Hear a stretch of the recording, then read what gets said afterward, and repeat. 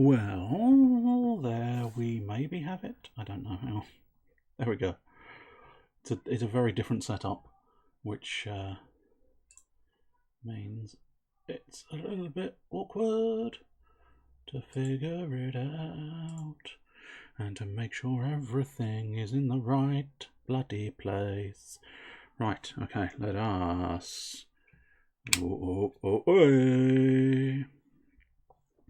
There we go, there is a camera, there is a desk. I don't know what that is. Oh, it's the packaging thing that I have my microphone sat upon.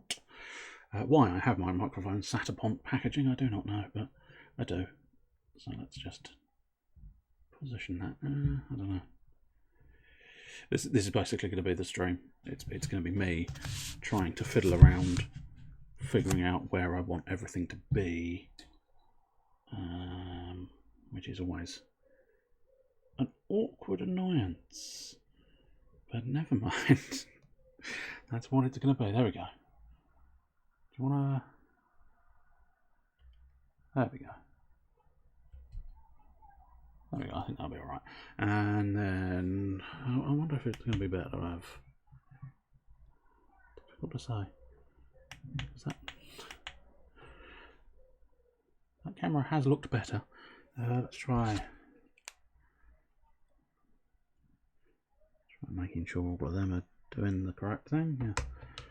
Did that improve the light? I think it may have improved the light slightly. Anyway, let's get on with this. Oh, I do plan on putting some music on in the background. So let's try and sort that out. It's bloody awkward, this, isn't it? There's a lot of things. Lots and lots of things all over the place. And now I gotta figure out where that window is indeed. There we go. Right. Now that's super low in my ear hole. That should be popping out on your ear holes, but very quiet in the background, I would think. Yeah. Should be nice background music. So here we go. And oh, it's a little bit on the desk. And now it's fully on the desk. There we go. But arguably at this point, now I want to adjust the camera a bit more to try and perhaps capture the entire box. There we go. It's Batman, the Supervillains special, Supervillains edition of Talisman, featuring Batman. So the title should now make a bit more sense and actually be funny. Bits and bats. But there you go. So, oh, it's rising up to the change of our rivals. And it's upside down, of course it is. Why wouldn't it be upside down? There we go. Here's the instruction manual. And that's very glary because it's a super shiny surface. Always depends on the surface. I suppose arguably the light is always slightly glary, but it's interesting. And you've got super glare, not so super glare, super glare, not so super glare. Anyway, we might look through the instructions at some point, but who needs instructions when there's bits to fiddle with? All you gotta do is fiddle with your bits, that is right. It looks quite clever. I mean, I've played Talisman in the past, and I've even played, in fact on here, on the hodgepodge of hilarity, I've just realised I don't actually have a place to put things once I've started like fiddling with them. So that's going to be useful. Also, I suspect this board is massive. As alluded to, this is not some kind of massively blind unboxing, and that will become more apparent later on because of the plan and the project that it's going to be a part of. Nope, there is more board. Even than this, there is more board, which means this is not the desk. This is not the desk for this board, because this is a massive fuck-off board. It's one of those ones where you look at it and you go, do I regret this decision? And the answer is yes. I also can no longer see the chat, Not that there's anybody chatting, but that's not the point. Should probably keep an eye on it just in case. Right, so you've got Psychiatrist's office here. One assumes that's where Miss Quinn Zell, she wouldn't have been Miss Quinn at that time, that's where she would have worked. But basically it's been taken over and you can see it's all scratched and shit. Kitchen, you can do shit in the kitchen. Pickpocket the cook! I doubt you can actually read that bit, mostly because it's down here off the screen. And it's there. You just can't see my finger. That's basically where it's written. But nonetheless, that's what it says. And then the psychiatrist's office, you can gain a strength. Oh, it's rolled 2 dice. Interesting. Okay. Detained. I thought that said death. Which would have been a bit much in the psychiatrist's office. Just straight up death. Nah, fuck off. Fuck off, you died. You died, you died, you died. Right, now, precisely how am I going to try and assess the rest of this board? Maybe if I can go like that. Go like that. Oh, that was possibly a horrendous noise on the microphone. So possibly that as well. There we go, yeah, we've literally sort of folded it in a slightly different way. Oh, it's good to know there's a bathroom there. Next to the guard post and just along from the chapel. So if you shit yourself thinking of God, you're in the right sort of area. There's an exam room. Again, I don't think the exam room is actually visible because it's off the bottom of the desk, but nonetheless. Locker rooms. Control room entrance. The reason I'm struggling is it's upside down. In fairness, if you actually had another player, you wouldn't necessarily have to worry as much about it being upside down, because of course it's you know, not upside down. I've just realised, is that? Yeah. I'm assuming I set it up. We'll just go with that. Narrow passage. Strength and cunning derived from objects and legendary objects do not count to this space, nor may you use legendary objects or feats.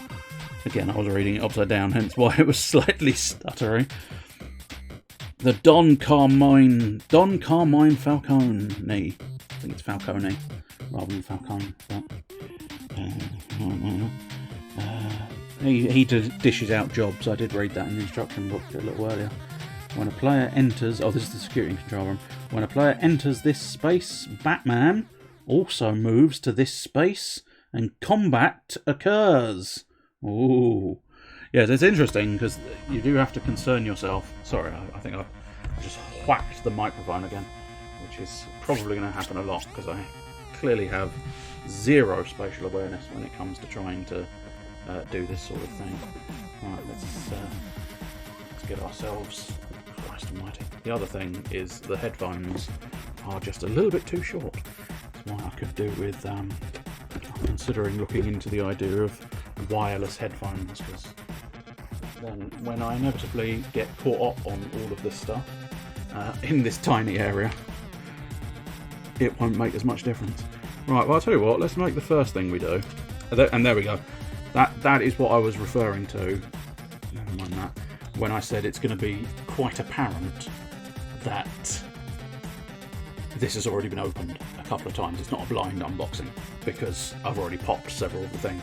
And the reason for that, interestingly enough, I don't think there's anybody present to give two shits, but nonetheless, the opening timer of Miniature Mayhem, what I wanted to do was I wanted to have the microphone recording and getting the... I don't know how well it came out on this one because there's a couple of filters on this one, but nonetheless it's sort of like getting the drop and the pop of the cardboard. So I basically popped several and built my own Foley when it came down to building the intro, the timer intro. Anyway, I don't actually know what these bat tokens do. Yeah. These are Two Faces coins for starters. Am I going to kill you? Oh yeah, I am. That sucks for you, doesn't it? Am I going to kill you again? No, you get to live a second time. But technically you're already dead, so it doesn't really matter if you're living a second time or a first time. Ah, dead again, sorry. But I believe these are using... These are what they call fate, which basically I believe lets you... exactly. That's what I was after, I think. Yes. Grab those. And these bits here as well. Oops, well, that's on the floor now. As long as it doesn't stay on the floor, I suppose that'll be fine. I'm going to construct my dials. Why not? Fuck it. It gives me something to do. Now I've got to try and rescue that token without ideally fucking it up too much anyway. Goddamn desk and goddamn cable. Right, here we go. So, will that move forward? I don't know. Yeah, possibly. Oh, doesn't matter. Right, okie dokie. So, yes, we've got fate token. We'll just put a pile of fate tokens over there. Oh, they aren't on camera, I was going to say. I'll at least try and keep them on camera. Fate. And then fate. Got some spare bags somewhere. I might try and find those at some stage. But yeah, intriguing. That's a fat token. And now let's just pop some fat tokens. Fat token.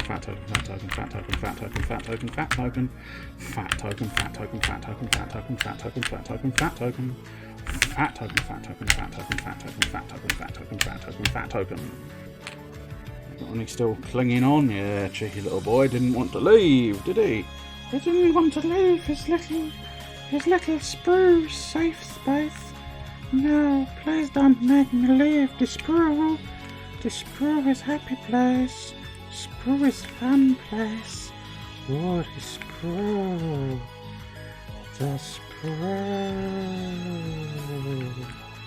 Everybody wants sprue. And hello, Chester. Chester is here. Chester is near.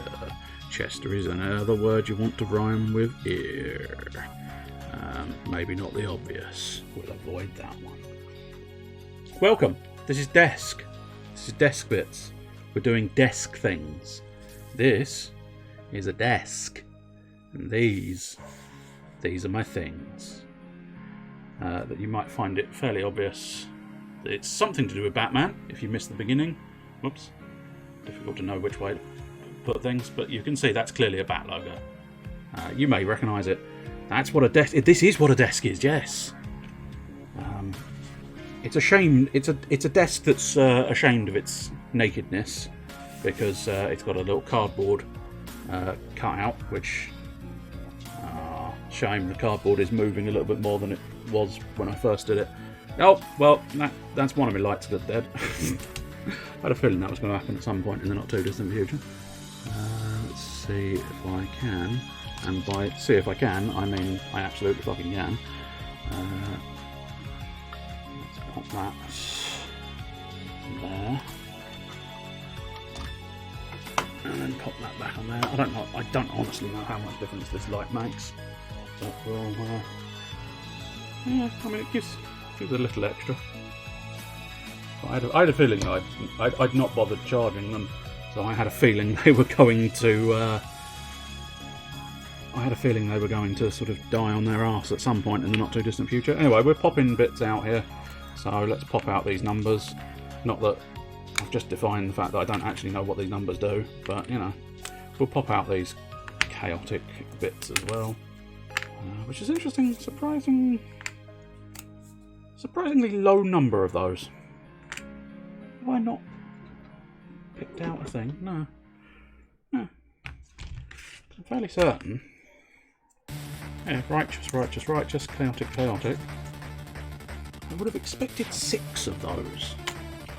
But I'll tell you what, we'll run them in 2 piles just to really sort of, I don't know. suppose actually what you should do is... There we go. So you've got a righteous token, a chaotic token. I don't think it's coming out all that well on the camera, but still. And then a fake token head scratched and a fake token head not scratched. What Batman-y thing is this exactly?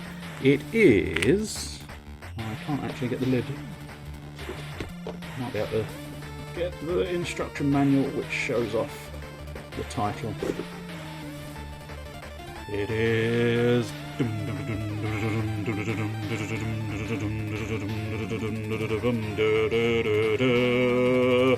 Talisman. Batman Supervillains Talisman Edition. Talisman Batman. Batman Talisman. Tally Batman. Tally Batman. Tally Batman. Oh, Tally Batman. I'm just going to get my Batman to tally up the score.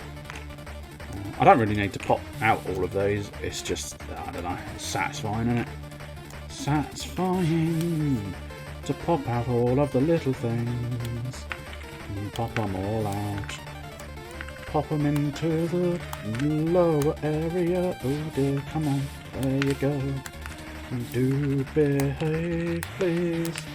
Popping time is here. There we go. It's an empty sprue. Talisman is a name I know, but I don't know much more than that than the name. Well, I mean, yeah, Talisman's a fairly high-end... I think they've done Talisman of almost everything, but the original one was sort of high fantasy style stuff. And basically what you would do is you would pop round the board doing encounters. You'd do an encounter or two, or 3 or 4 or 5 or 6 or 7, and you would build up your stats for your little character. And there are several characters in the original Talisman. Many characters in the original Talisman. Far too many characters probably in the original Talisman, but still. What you'd do is you'd gather your characters and you'd go around trying to gather your stats, and then when you felt you were beefy enough, you would pop to what is essentially the centre of the board, and you would... Well, I think not only were you trying to make yourself beefy enough, you were trying to make yourself beefy and gain a talisman, hence the name Talisman. And then what you'd do is you'd face off against the final threat in the centre of the map, and that's where you'd do your final sort of thing. Oh, and this is interesting. This is not what I was expecting. It's fine, doesn't make that much difference. Whereas in the Batman version, essentially, I'm not sure precisely what they consider. I think it's like meant to be a key. I think it's still called a talisman, but I think it's meant to be some kind of key to the sort of central guards unit type deal. So you basically get to the control room of the asylum, I believe. I haven't read the instructions, so all of this is approximate guesswork. Educated guesswork, I suppose. Educated guesswork. But you would pop to the centre of the asylum and try to basically take over the asylum.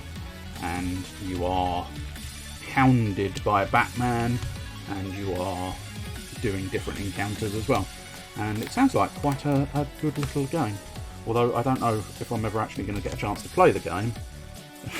Which does beg the question. Why'd you buy the game? Well, there was slightly more to the plan than just the general playing of the game. Hopefully at some point I might actually get a chance to play the game, but there was more to my decision of purchasing the game than just necessarily playing it, because that's a later thing. Almost, yeah, almost, because you do still get you do sort of get stat points, and you know, because here you've got both cunning and strength, I believe, and you can adjust cunning. You can raise your cunning, and that determines your sort of dice scores. So it has got a certain level of that sort of RPG style to it. Right, let's get rid of these little centres because we don't need them at the moment. I don't know if the centres are still on screen. Oh yeah, they are. Well, you'll be able to enjoy a little pile of bits. Not that I suspect you'd want to enjoy a pile of bits, but I can't fully remember which order they're supposed to go in, but I will, before actually doing any attaching, I will peruse the manual and find out. Not that it makes that much difference, as long as you've got some kind of gauge that allows you to understand each of your stats. Which order they're in won't make too much difference, but it might as well be the official order of the actual game and what they're after. So let us peruse my manual. The other known Talisman variant that I have, there's probably several, but the one that I know of, okay, here we go. I did it right! I did it my way, and I did it the right way. And the right way was health, cunning, and strength. Lovely. Marvellous stuff. As I say, I don't think it matters because these gauges are exactly the same, question mark? Yeah, they're basically 1 to 12. So technically I could pop them in any order I so chose, but as I say, having a unified sort of decision made for me by the manual is quite useful. Right.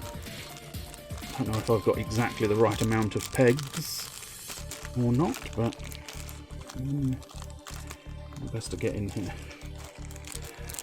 I've got more destructive options if need be, but I'm hoping. There we go.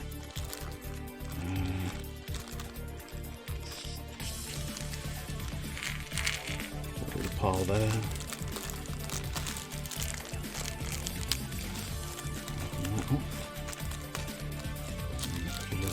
No, I don't. When I said open that up, I don't think it actually opened. Put a little pile there. Ooh, piles. Ooh, down on. If down had piles. Now, what do we think? Is there an actual instruction? Let's just double check if there is a sort of suggested way of putting it together. Because if there is, again, I'm happily going to stick with that. But if there is not such thing, I will just do whatever I feel like. That's fine. There is not a explicit installation thing. I think the easiest way. I mean, basically these are the same as X-Wing dials if you're ever into the idea of doing X-Wing dials. They are functionally the same sort of little bits. You take a daddy bit. I say a daddy bit. I suppose arguably, strictly speaking, that's probably a mummy bit. There you go. You take a mummy bit and you take a daddy bit, and then you put the daddy and the mummy bit together, and it forms an unbreakable bond. Which is sometimes problematic if you need to take apart something with an unbreakable bond. But I believe the easiest way is going to just be... Oh. Okay, they are already vastly easier than X-Wing dials. Cool. My health bar. Woo. Slightly unfortunate. I was going to say, I haven't actually done anything. I was gonna wonder if it was my fault, but yeah, it's. Oh, I suppose there's a bit of wiggle room, which I suppose arguably that makes it slightly easier to put the bastard together, but it also means it's not quite seemingly a perfect circle that lines up with everything else. But nonetheless, how a dial's made. Well, Timmy, when a daddy bit and a mummy bit love each other very much, they come together and form a dial. As I say, these are so vastly easier than X-Wing dials. X-Wing dials are vastly tighter. So really I should probably do it slightly closer to the camera. It's the problem with the desk is slightly more, or rather the camera setup is ever so slightly more designed at the moment, at least. I don't know. Yeah. Not necessarily designed for this sort of thing. It is designed far more so for the act of that, because you can suddenly see I have basically framed that almost perfectly just by naturally putting my hands where I would want my hands to be. Now granted, sometimes it's a little bit lower down, it depends on precisely what I'm doing, but nonetheless, sometimes you want it right up, and you get right up close and personal with the little man being brushed. But there is a plastic bit over the brush, so he wouldn't actually be brushed. But nonetheless, that's where the camera is set for my hands to be up in that position, rather than necessarily doing dials like this, which of course is slightly more relaxed, near me type position. But nonetheless, dials central. Let's pop a little dial here. And do you know what? I know, I was about to say, because this is almost a pun, because this is basically, I think, how rivets work as well. But I was going to say, I know this is riveting entertainment, me putting dials together, but do you know what? Fuck it. I know. Whoops, whoops, whoops, one's trying to escape. Mummy, Mummy, you can't escape Daddy. Daddy wants you. There you go, Daddy has you. Oh, no, Daddy. No, Mummy. Mummy doesn't want Daddy. Oh, look, Mummy really doesn't want Daddy. Mummy really forced Daddy out. Would you like a different Daddy? I could give you a... Here we go. I'll give you a different Daddy instead. There you go. Are you slightly more satisfied with this Daddy? No, still making a fuss. No, this Mummy. There we go. This Mummy has finally accepted the Daddy. I mean, I'll tell you what, it might not be entertainment, but it's definitely the weirdest shit you'll ever get on, actually, tell a lie, I probably can't even muster that. There's probably weirder shit on Twitch. Oh,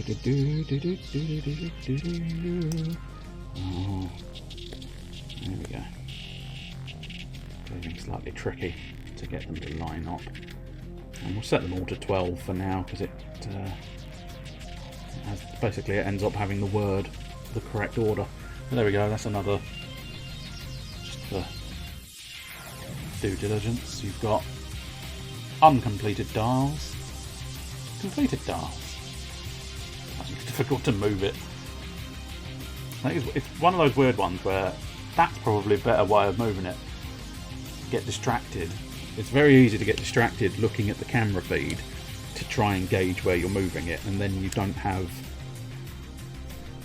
and then it's difficult to judge which direction your hands should be moving in. But then if you just look at the camera in your hands, it actually proves easier to... Whoops, she doesn't want that Daddy again. She wants a different Daddy. Oh no, she's had this Daddy, it's fine.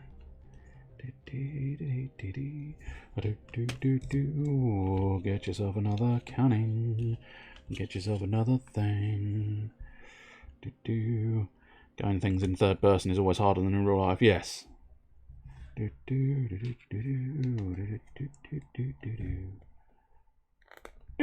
we go. I don't know why I made that noise. I suppose it was the satisfying noise of a peg inserting itself into a hole. That is the generic satisfying sound. There we are.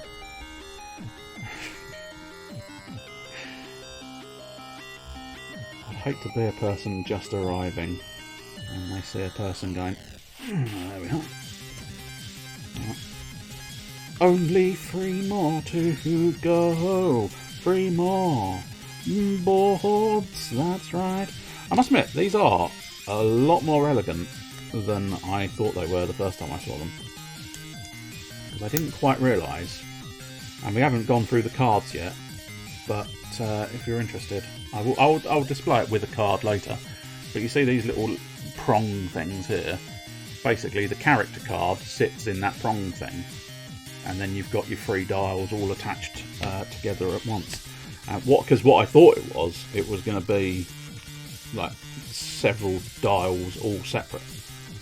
So you'd have tons and tons of these little dials to keep track of. But the fact that they're all on one base unit, I think is quite an elegant solution.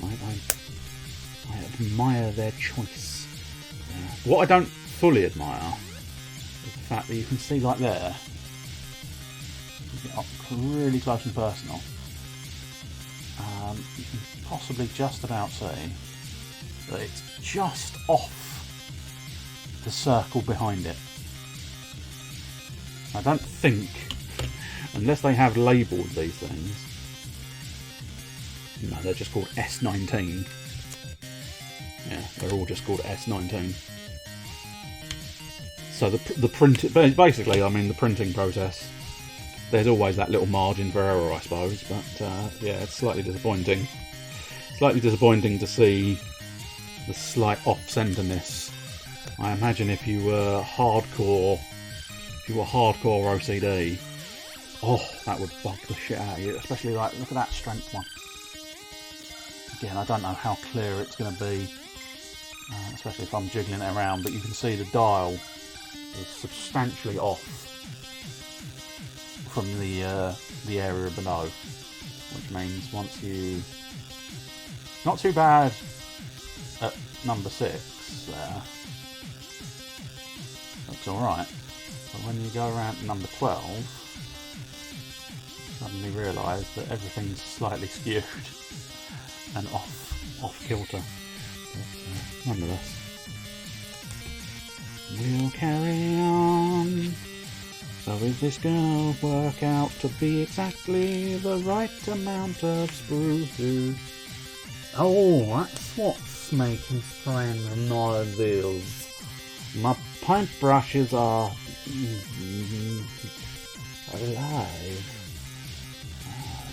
No, they're obviously not, strictly speaking, alive, but where I offset one when I showed the painting stance, I put it back and it's now gotten irritable and gone, nah, I don't want to be on desk. I want to be on floor. I was born to be on floor. I'm floor brush, not paint brush. So he's decided to commit harakiri and launch himself off the desk, which is fine. It's fine. Not going to make too much difference to the grand scheme of things, because I'm not actually using any brushes today. Eventually, that will be part of the plan, but that plan is not in full motion just yet. The plan at the moment is to just fiddle with my dials, basically. Which I must admit, this is actually technically a new part of the plan, because I hadn't fully intended to do every single dial right now. This isn't what you get in your traditional unboxing, is it? This is the raw unboxing experience, where a person goes, do you know what? Fuck it, I'm going to build the shit that I need to play the game. Most people would just look at it and go, this is an unboxing. This is what you get in the box. Oh man, this is great stuff in the box. Not me. No, I force you into the boring bit of the unboxing, which is the prep work to actually get it to function as a board game. But there you go. I now have 6 functional dials. Oh no, I've taken a hit point of health. Oh no, I've taken another one. Oh no, it's done several more points. Oh, I'm down to 4. But luckily I've got 12 cunning and 12 strength, which is probably way higher than you're ever likely to have it. I would suggest most of them are going to start down in the sort of 3-4 area, maybe. It's difficult to know. Anyway, we'll set them at a nice regulation 12. This is what I do with my X-Wing dials as well, I think. For the most part, every now and again I don't give a shit, because I'm not quite... It's one of those ones where I've got lazy OCD, I think, or lazy obsessiveness. OCD is, I think, rather more technical than just liking to do things in a set way. But essentially it's like, I'll do things in a set way until I can't be bothered anymore, and then fuck it, never mind. But there we go. Look at my dials are amazing. Oh, they've disappeared. Never mind. Health dial. Healthy dial. Doings dial. Cunning dial.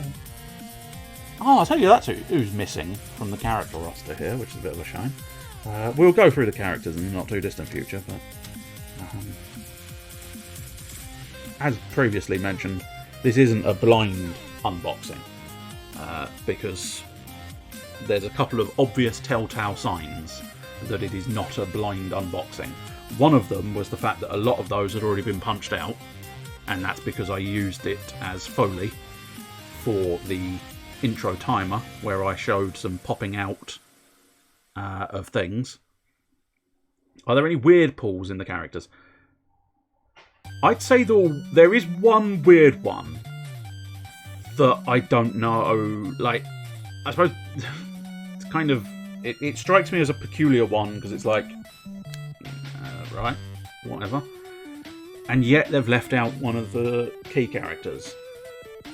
So, it will be interesting. Anyway, the first thing we'll do right now is let's have a look at these dice. Because I must admit, they're quite nice. Oh, I'll tell you what, they're actually nicer than I thought they were, because they are ever so slightly sort of metallic-y marble. So, okay. I'm assuming, yeah, okay. Oh, I suppose actually this makes sense. I was going to say, surely you'd make the bat symbol the good number. But of course, because we're the villains of the piece, the DC Batman villains, the bat symbol is of course 1, which is the worst. But yeah, I thought if we just theoretically, again, I can't keep my hands still for the life of me, and up this close and personal.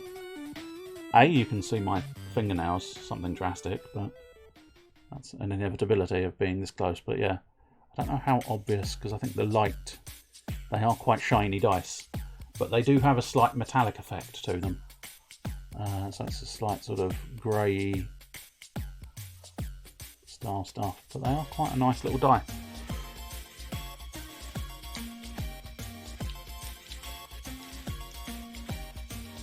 I always like it when a few weird bits get in there. Yeah, I don't think anything too weird. So yeah, we've got some dice.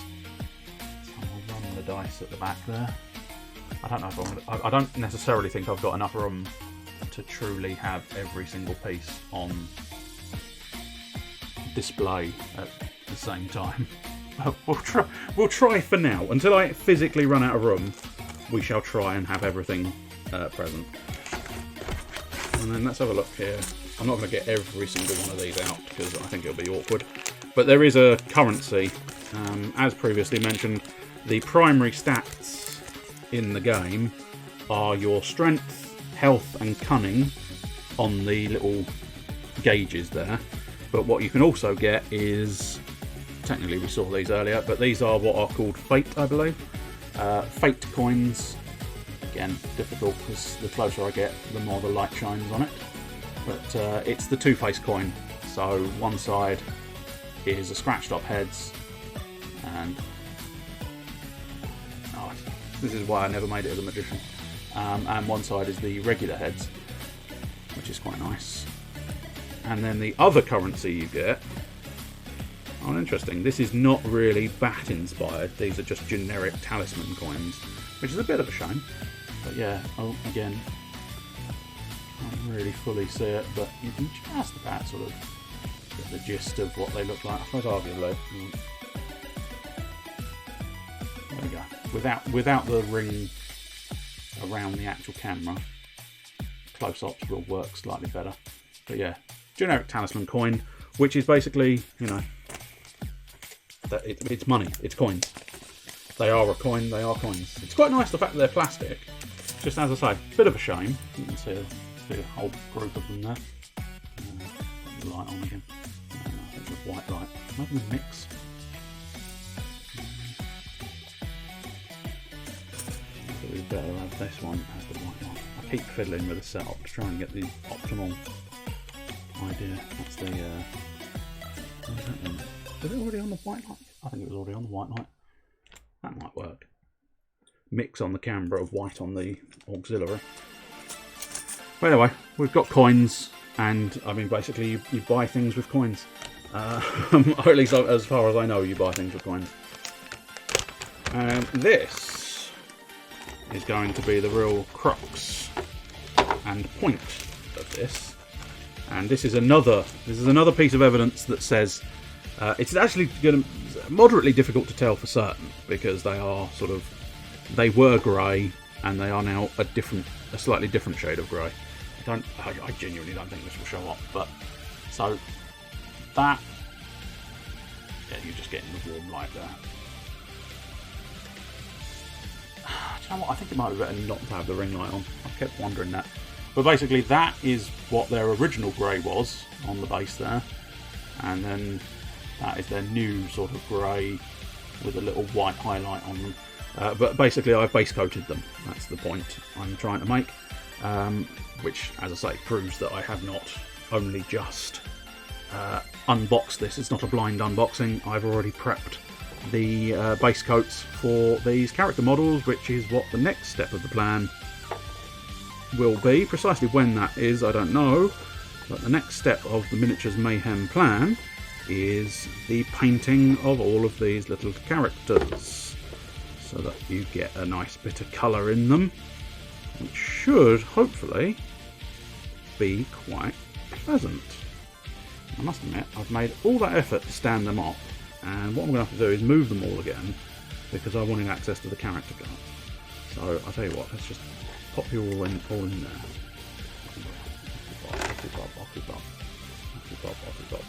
Now, let's see. No, that's... Oh, I'm missing one already. Oh no, there we go. Genuinely slightly bloody concerned there, because I thought, oh dear, I'm already lost a card. Already lost a card. Now, the most obvious individual in the entire game, of course, it is the Joker. Let's see, can we get... Oh, that one's the one that's attached to a cable now, of course. Like an idiot. Now I'll probably move the camera or something faster. So maybe let's try popping the light back on. No, it's definitely there. Let's snatch that light and see if we can get a bit of extra light in the right place. It's really troublesome. Is that making it? Oh yeah, no, that is making some difference. Okay, that's not so bad. So there we go. The Joker! And unfortunately I can't really have it on the camera whilst I'm reading it, but nonetheless. Well, just about. There we go. You begin the game with 2 feats. Most people do, unless the Joker has cut them off. No, that's F-E-A-T-S, just to clarify. During the game, you always have at least 1 feat. Gain a feat each time you use your last feat. When you attack another character, you may choose to use Cunning instead of Strength. You may not do this when you are attacked by another character. Oh yeah, so if you start the encounter, you can use Cunning instead. That's quite good. Starts in the Morgue, and of course, Chaotic Alignment. 4 health, starts with 1 coin, starts with 3 fate. That's quite substantial, because fate basically allows you to re-roll your die in Talisman, as far as I recall anyway. And then 2 strength and 4 cunning. And then there is the deranged side. So once again, we'll try and get that extra little bit of light on the subject. We can just get, there we go. Just about. By no means a perfect system, but it does make a fair amount of difference. But yeah, that's the deranged side. I don't know precisely how the rules for getting deranged work, but nonetheless, you become deranged, you suffer from delirium for 3 turns, leave all your objects, followers and coins on the space where you became deranged. While you are deranged, you have strength of 1, cunning of 1. Move 1 space per turn, no die roll. Retain your character's health, retain your character's fate. You cannot add the additional strength and cunning points of your character. You cannot perform or gain feats, though you may keep the ones you had. When you return to normal, your character will be as before, minus objects, followers, bribe, money, fate, and health lost while deranged. So yeah, I think that's basically all of them. All the same. Yeah. So precisely how deranged works. I'm loosely assuming it might be when you run out of health, perhaps. Because I don't think running out of health is a complete 100% game over. I think it's you get to carry on, but then you sort of, you know, you have to wait 3 turns perhaps or something. But it's certainly something crucially drastic. And then here we have our little Joker fella. And I'll say, let's try that light again. Joker,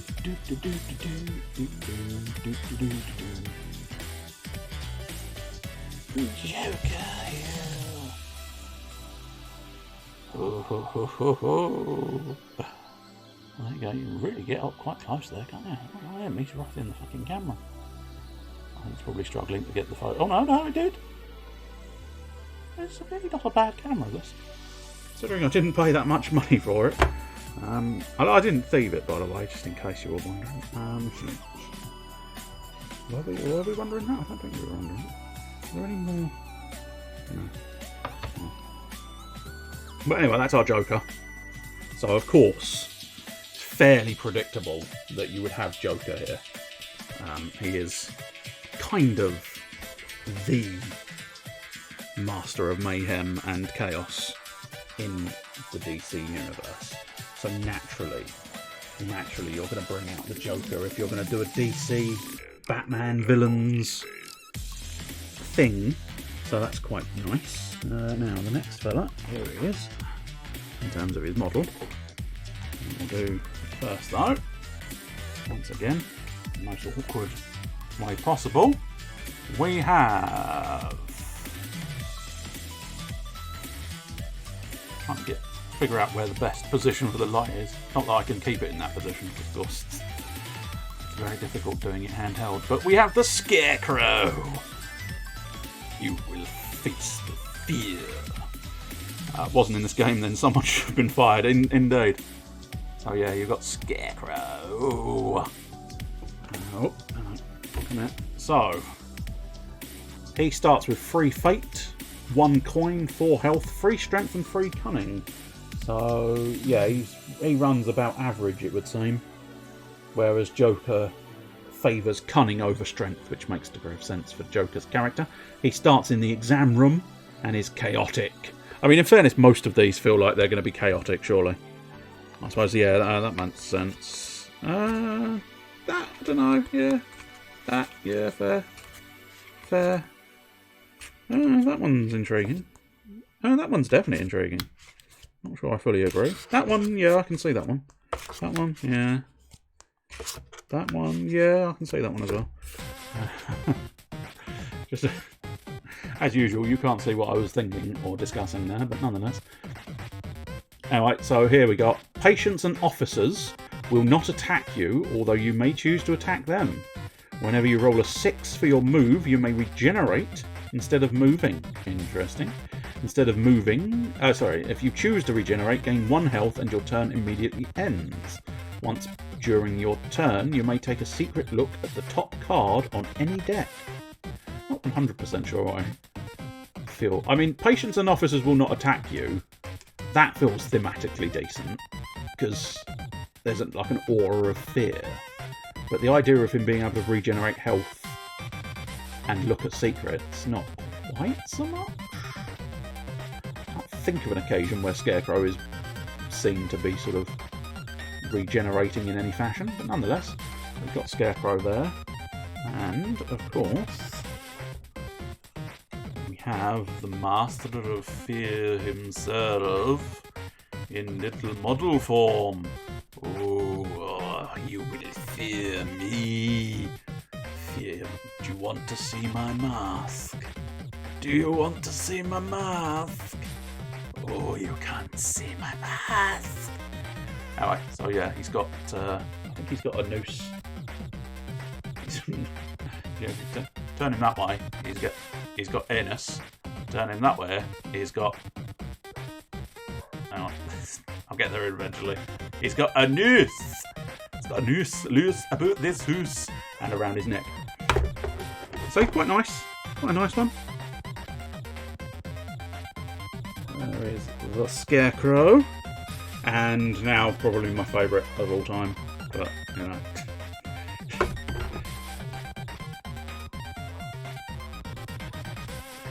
Oh, did something happen there? Oh yes, evidently something did happen, but I don't know what it was. Anyway, not hugely important either. Anyway, my favourite villain, Harley Quinn, obviously. Probably for obvious reasons as well, as to precisely why. Sexy and psychotic, just the way I like them. So, Harley Quinn there, Miss Harleen Quinzel, with her mallet and a tie-dot Batman.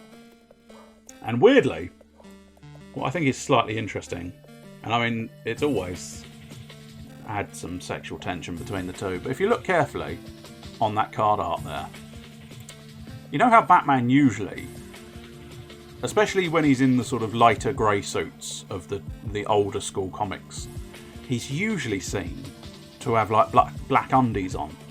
But in there, it's just all grey suit, which means he's lost his undies. Which you do have to question, is he really tied up? Or is he just having a bit of fun? Anyway, have a think about her stats. She starts with 4 health, 3 fate, 1 coin, so pretty much the same as everybody else in terms of that side of things.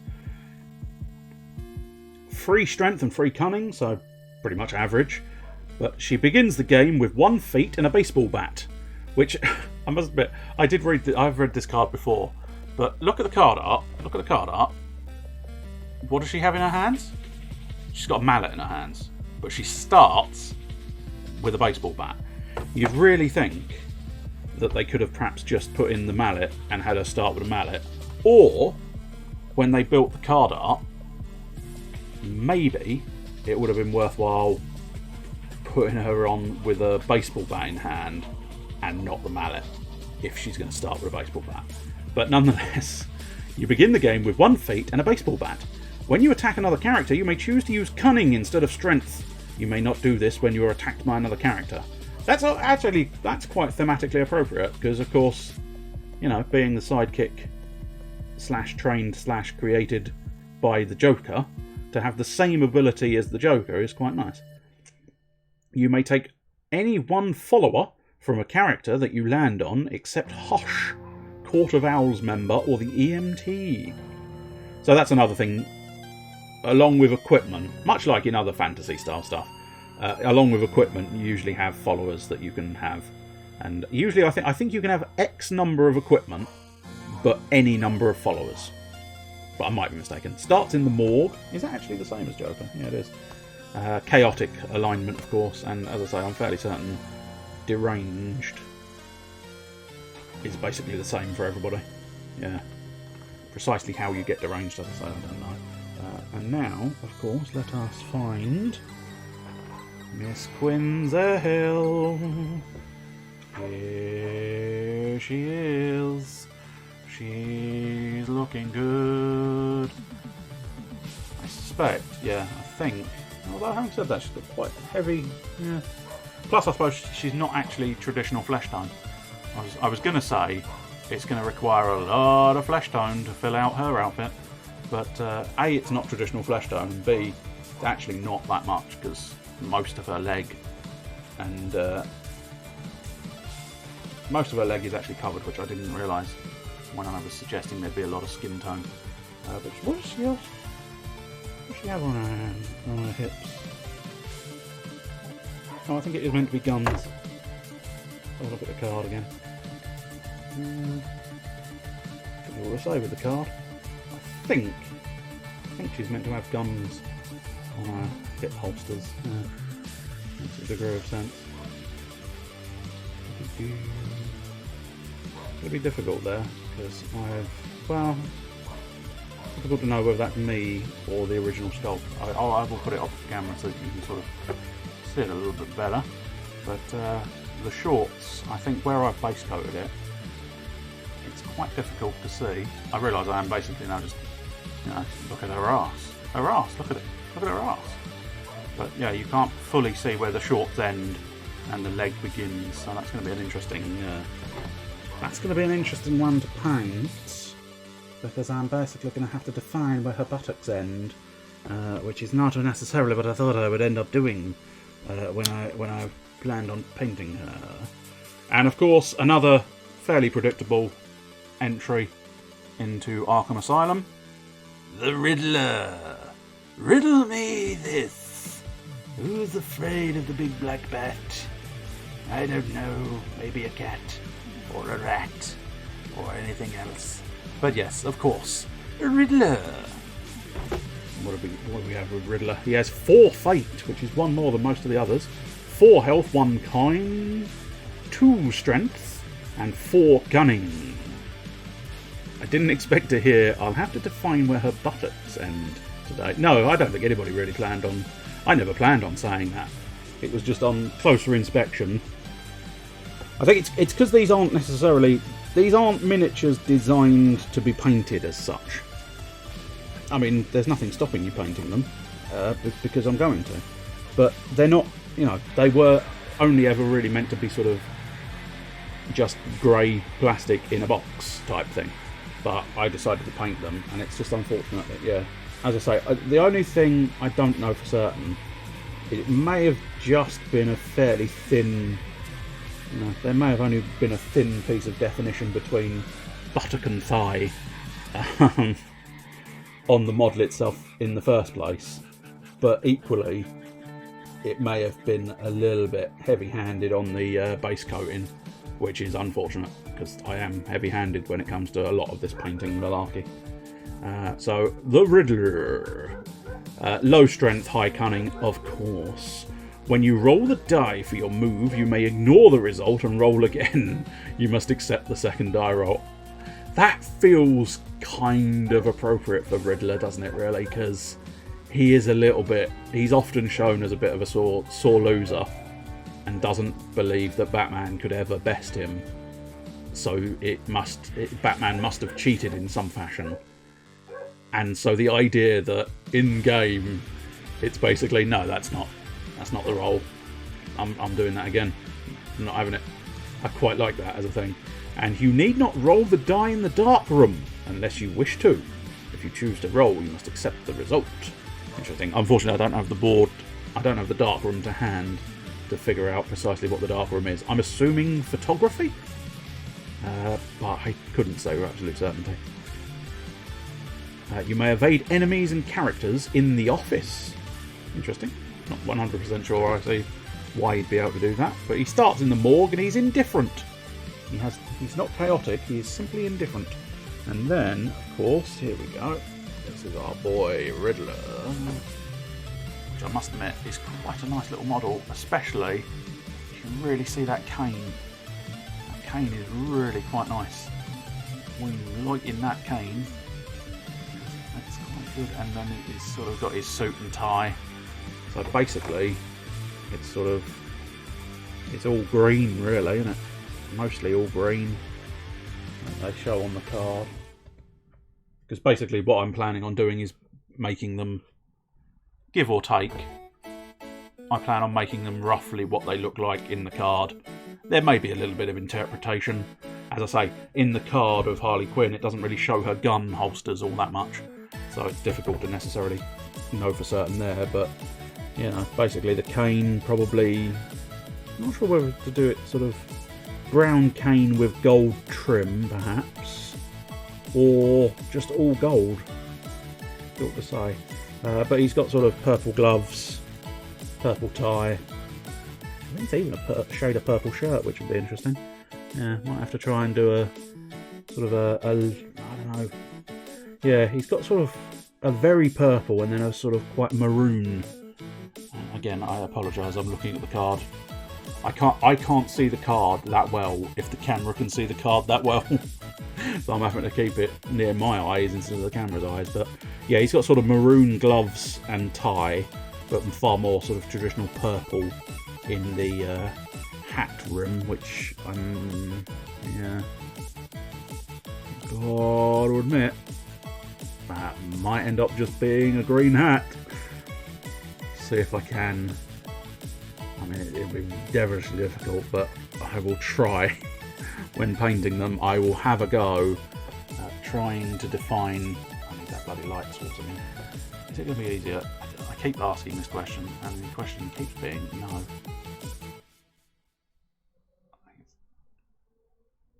Oh, there we go. Actually, that's working well for the figures. probably because they're quite a matte colour. But yeah, if we can get...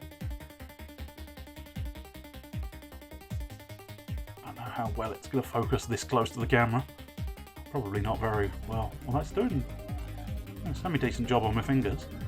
I mean, I hope I haven't got any fingerprint security, because surprisingly good job of picking up my fingers. But yeah, you can see, I reckon the actual question mark might not be too bad, but I suspect doing the rim of the ring, the sort of hat band, I suppose is what it would be called. The hat band, I think, is possibly going to be quite awkward, because you can sort of see in the middle of the ring. See, the ring does have its uses. I can use it as a marker. But you can see there is a hat band, and I think that's going to be very awkward if I decide to bother with the hat band. Because, as I say, there's an element of interpretativeness that is available to me. And now, the penguin! The penguino! Penguin! Penguin! I'm not going to worry too much about the ring light at this point in time. I think it's dishing out good enough light to be able to see it, and then I'll breed it out. But the key thing is looking at the artwork. But penguin is another one fairly obviously going to be in it. You may take one coin or object of your choice from a character that you land on. I suppose he is sort of mob bossy, isn't he? So the idea of taking what he wants when he wants is quite nice. Whenever you visit the supply closet or contraband cell, you may take one card of your choice from the purchase deck for free.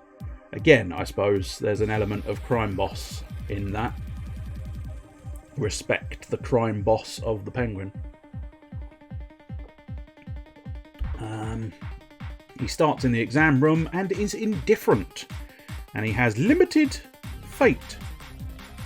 Which is interesting, actually, because he does just feel a little bit lamer than the others. Because he's got average strength and cunning, but not the standard fate coin health. I'm surprised he doesn't have an extra coin, maybe. Well, I suppose he can steal coins, but there's an argument to be said, and I've just realised another character that's missing, but I suppose arguably she never really ended up in Arkham. But I suppose at this point, I'll tell you the two characters that I feel were missing. So the one I feel is missing that doesn't really go to Arkham would be Catwoman. I don't think she ends up in Arkham that often, does she? Because she's just a thief. So if anything, she's going to Blackgate. But then the other one that I felt was missing, Killer Croc. Hence, yes, because I was talking about dials. So my brain went to Crocodile, and I realised that he wasn't in it. Here we go. Penguino! My son, I am Penguino. Ooh, look at me. I have big nose. And what's quite good is, again, fairly decent detail. And just get it. Just focus. I don't know if I'm going to quite get there, but you do have that sort of penguin head on the umbrella, which I think is that quite nicely. What accent is that meant to be exactly? It's not really meant to be an accent.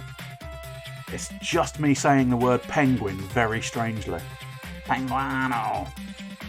And what was the old traditional laugh? That's the classic penguin laugh. But yeah, he's basically he's going to be black and white, fur-rimmed coat, which I suppose, I don't know. I mean, I might give it a go, but it might be quite good with the fur-rimmed coat. You can see, well, I say that, you might be able to see if it focuses. That's not too bad. There's quite a lot of texture in the fur-rimmed coat there. And I don't know how, you may or may not know painting, but that might go quite well with the idea of dry brushing, because a bit of dry brushing on top of that texture will perhaps allow that to pop out quite well. But I can't guarantee that. I can never guarantee those things. Batman! I will break you, Batman! I will have my vengeance! It is Bane! But traditional, non-Tom Hardy Bane.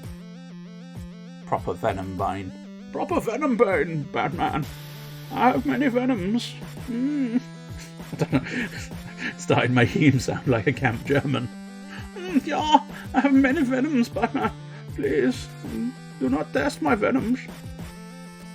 Okay, so we've got Bane. He's indifferent, and he starts in the kitchen because he fancied a snack.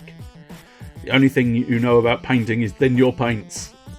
It's good. It's good advice.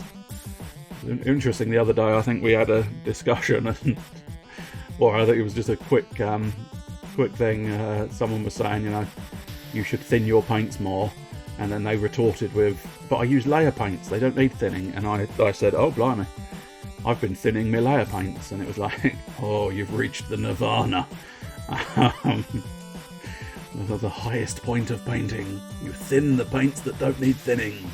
But nonetheless, as well, I was doing some sort of like experimental thinning. Now, technically, these have been seen on the Discord, and you don't really get it. Although I think my imagination is allowing me to see it. But essentially, in this sort of stony texture that's here, or rather here, the stony outside. What I did for each of these was the way I thinned the paint was I thinned it with the colour I was using for the sort of magical element. So basically here it was a stone, I can't remember exactly what colour it was, it was just a citadel grey of some kind. But what I did was, instead of thinning it with your standard water, I thinned it with green shade. Now I don't think it really did anything, apart from every now and again my imagination catches it and goes, "Is there a slight green hue to that stone?" And I'm not convinced the answer is yes. Yes, there is. But nonetheless, I was experimenting with that, so I thinned it with, as I say, shade, the wash rather, which I feel like was quite a nice method of doing it. It was an interesting oddity. Anyway, back to Bane.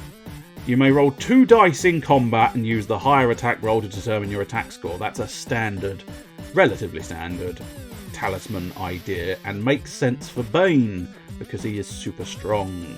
And you may use 2 weapons at the same time. So basically, I think that's what the warrior, the traditional warrior in the original Talisman has. And oddly enough, I happen to know this because I'm fairly certain although having said that, I don't think he had the 2 weapons thing. He definitely had the 2 dice idea. But it was last week, I think it was, I was playing. Yeah, I never actually finished this thought earlier on, I don't think. But one of the other Talisman variants I know of is Talisman Horus Heresy. And you'll probably recognise the phrase Horus Heresy because, of course, it is... well, I suppose the idea is it just makes him stronger. So it's classified as weapons, but isn't necessarily... It's classified as weapons. Is the idea, I'm guessing. I might be wrong, but I get the impression it would be they're meant to be sort of just a buff to his strength, and that's why you can wield 2. But yeah, in the Horus Heresy Talisman, I was playing as the character Lemon Rice, who you may also know as Lehman Russ, but I couldn't stop calling him Lemon Rice. But he had the same 2 dice idea, because he appeared to be super melee based. I don't know much about Lemony Rice, apart from the fact that his name is definitely not Lemon Rice. But, whoopsie doodle. Bane, please, Bane. Don't be a dickhead, Bane. Alright, here's Bane. Here's Bane. I'm Bane. I'm ready to punch you. It's going to be very difficult, I think. Because, yeah, I think that would end up being... Yeah. If you look at the figure and the card, hopefully I can get the 2 close. Oh, that way, there we go. There is nothing on that mask, on the figure, that suggests that skull type emblem, which kinda says do it freehand. And it's like, oh dear. I don't know. I've never done that sort of freehand. And I don't know if I can do that sort of freehand. So it might end up just being a black mask. What's also slightly disappointing with Bane is, well, he does have a sort of vest on, doesn't he, actually? Difficult to tell in the photo there. You can only just sort of see a little bit of vest there, so I wasn't sure if he's supposed to have a vest or not. But on the model, he is actually utilising a vest.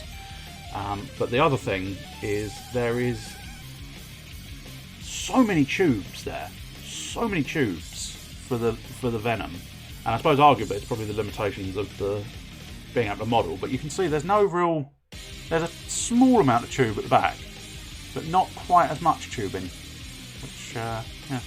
Bit disappointing, but still. I think Bane is probably going to be one of the more awkward ones. So he's probably going to be one of the last ones to be had a go at. Because I already know who's going to be the first to be attempted. Because he's super fucking simple. Two-Face! I have two faces. Do you live? Or do you die? You die. Because it's the scratchy surface. Alright, there we go. Two-Face. You begin the game with 1 feat. I feel like... I think that's just a general sort of sentiment, but there's a part of me thinking, surely guys, you could have given him 2 feats. Just to stick with the duality and 2 idea. So that seems a bit daft, but still. Anyway, this one, however, that's not grammatically correct. Interesting. Oh yeah, you're gonna do the foot joke I did earlier, aren't you? You begin the game with 1 foot, not 1 feet. Yeah, I did it earlier. I did it with Joker's card, didn't I? Actually, yeah. You start the game with 1 foot. Yeah, there we go. You may change your alignment at will. At any given time, though, you can only be of 1 alignment. Now, see, that I like. That is thematically accurate. if you explain my jokes before I type them. You need more jokes. You need better jokes. Harsh. Yeah, very, very actually. Whenever you land on the office, you may gain your full complement of feats, according to your current cunning. Interesting. No real reason behind that, I don't think, but nonetheless. It's rich coming from you. Yeah, I know. Who's rich? Oh, in fairness, actually. I know who Rich is, in fact. I think, anyway. I might be mistaken, but I'm fairly confident in that statement. He's indifferent. He's dark room. 4 fate, 1 coin, 4 health. 1 coin makes a degree of sense for Two-Face, because he would only ever have 1 coin. But arguably, maybe they should have had a little extra, and I don't know, it might be game-breaking, but maybe he should have always been able to hold 1 coin.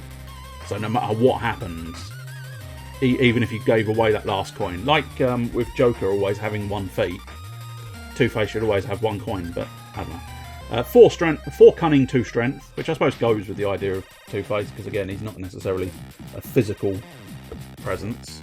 Now, this model is going to be interesting, because you can see what they're trying to get at with it. Oh, actually, you can't if I don't position him well. But so, in that hand, that is the coin. But of course,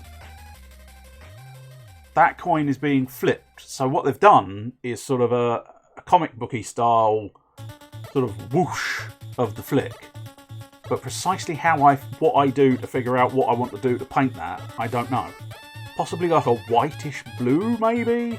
Something like that could work. But you can see, I suppose arguably, you can see up there, 1 face. Two-Face. Oh, that's good. That's going to be an interesting one to try and do. think it's going to be relatively easy to define the two faces, because it's a nice straight line, of course. If you've ever seen Two-Face before, you'll know it's a straight line down the middle. But yeah, it's going to be an interesting one. Also has a gun. Most interesting thing, I suppose, is, yeah, you can sort of see it reflected, because you can see sort of plain suit that side, and then slightly pinstriped suit that side, which will be interesting, because I think, in fairness, with the pinstripe side, because it actually has that pinstripe texture attached to it, I don't know how well I can get it to show on the camera, on the model. Oh, there you go. Yeah, you can see the lines there. Because of that pinstriping, a wash might do quite nicely. Can't guarantee that, but a wash might do quite nicely. Next up, because you've got a nice selection of characters. We've been through 7 already, and I've still got a stack. Still got a stack of characters to go through. Rish Al Ghul, or as I'm fairly certain he started out originally, he was always just Raz Al Ghul, but then it became Rish Al Ghul when I'm assuming someone said, that's not how you pronounce that name. And they went, is it not? And they went, oh, shit, fair dues. But nonetheless, I'm fairly confident, way back when, he was just Raz Al Ghul, and now he's Rish Al Ghul. But nonetheless, Mr. Al Ghul, the Demon's Head, I believe, was his deal. Whoops. Leader of the League of Assassins, also known as the League of Shadows. Also known as the League of something else, I think, as well. You don't know this guy? Oh, well, I suppose he did appear in the first Batman film, but as we established on a previous occasion, I know you've not seen those films. But yeah, he's also in the Arkham City game, I believe. Yeah, I don't think he was in Asylum. I think he was in City. But nonetheless, yeah, he's popped up. He pops up around all over the place. As I say, I can't remember what the traditional name of them is. I think the traditional one might be the League of Shadows. I'm not sure. I feel like, why would you change that name? But beginning to think maybe the original was the League of Assassins, and they changed it to the League of Shadows because Assassins gave the wrong idea, despite the fact that they're all actual assassins. I think there was definitely a change at some point. So I think they are known as either the League of Assassins or the League of Shadows. But anyway, when you attack another character, you may choose to use your whoops. Choose to use your whoops instead. Yes, that's very useful in fairness to me, because forever making a whoopsie, just not on the carpet. That's a very old, obscure reference. Oh, Betty, the cat's done a whoopsie on the carpet or something. Or has it just... Actually, I don't think the carpet ever got involved in it. I don't know. I may have just overanalyzed my own reference. Never mind. You use your cunning instead of strength. You may not do this when you're attacked by another character. Whenever you defeat a character using cunning, you may choose to take 1 health from that character and add it to your own. Interesting. That's actually not too bad. It's not necessarily precisely how his thing works, but it's got enough flavour to be sort of like, I'm fine with this. But I'm assuming that's basically meant to be sort of referencing the idea of the Lazarus Pits, being able to revive him at all times. 4 health, 1 coin, free fate, free strength, and 4 cunning. So his strength and cunning are quite high. He is righteous, the righteous fury of a zealot. Dark room. He starts in the dark room. And now, where are you? Here you are, sir. Here he is. Here he is. He's come to tickle your balls, sir. He's come to tickle your balls. I think, you know what? I think the easiest way of getting it to focus is to make sure the card is behind it. Yeah, I should be using that method a little bit more. But even so, you can't necessarily fully see his tickling hand. I've come to tickle your balls, Batman. I want to tickle your balls. Come on, take off your trousers. I want to tickle your balls. But he's got a lovely sword. Lovely scimitar-esque thing, and cape. very flowy material type character. So that'll be interesting to do. And his colour scheme, if you look in the sort of portrait there, I likened it to Loki because it's all greens and yellows. That'll be interesting to see how well I can pull that one off. And now, Clayface! Who's got a face of clay? I mean, that's pretty much how it was described. Yeah. Okay, so, Clayface. Add your cunning value to your strength during combat in Talisman. I suppose that does make a degree of sense, I suppose, because cunning is meant to be like your brain power. And so, if he's got the brain power to form his body into something useful in that exact combat situation, you would, you know, be able to, because he can adjust his body, I suppose. So that makes a degree of sense. You may not use any weapon or armour during combat. Again, to a certain extent, although we obviously dismiss the idea of Bane traditionally using weapons, but he is an amorphous, I think is the word. He is an amorphous blob creature, which means he can form his own weapons, so he wouldn't necessarily need to equip them. And he wouldn't necessarily be able to fit in armour if he does do full, I'm mighty and blobby. 5 fate is a lot of fate. That's a lot of fate. 4 health, 1 coin, 2 strength and 3 cunning. Although that, of course, is technically 5 strength to start with. And technically, obviously, you can adjust your cunning throughout. That's the point. They start with 3 cunning and 2 strength. You can get adjustments with your equipment and items and stuff. Righteous and in the supply closet. What is he doing in the supply closet? Nobody knows. But this is the one. This is basically the one I think I'll probably start with, because if it wasn't obvious, he is basically all brown, straight up all brown. The one slight thing I plan on perhaps trying to do is where he's got the slightly more solidified clay on the hammer and the mighty spiky ball. What I plan on perhaps doing is trying to make that slightly darker shade of brown. So I might experiment with the idea. I think it might be considered wet blending. I don't know for certain. But I'll try and I might look up precisely how best to do wet blending. And I'll try and wet blend a sort of darker brown down in that area into a slightly lighter brown throughout the rest of the body. Maybe even sort of a slightly darker brown towards the feet, where again the clay may have compressed a little bit more. And then basically, yeah, brown with I've got a couple of brown washes available as well. So brown with a brown wash should basically just do Clayface quite nicely.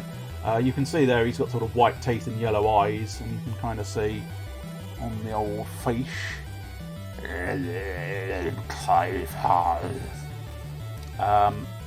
His Clayface, I can probably pick out those teeth and dab a bit of yellow in the eye hole.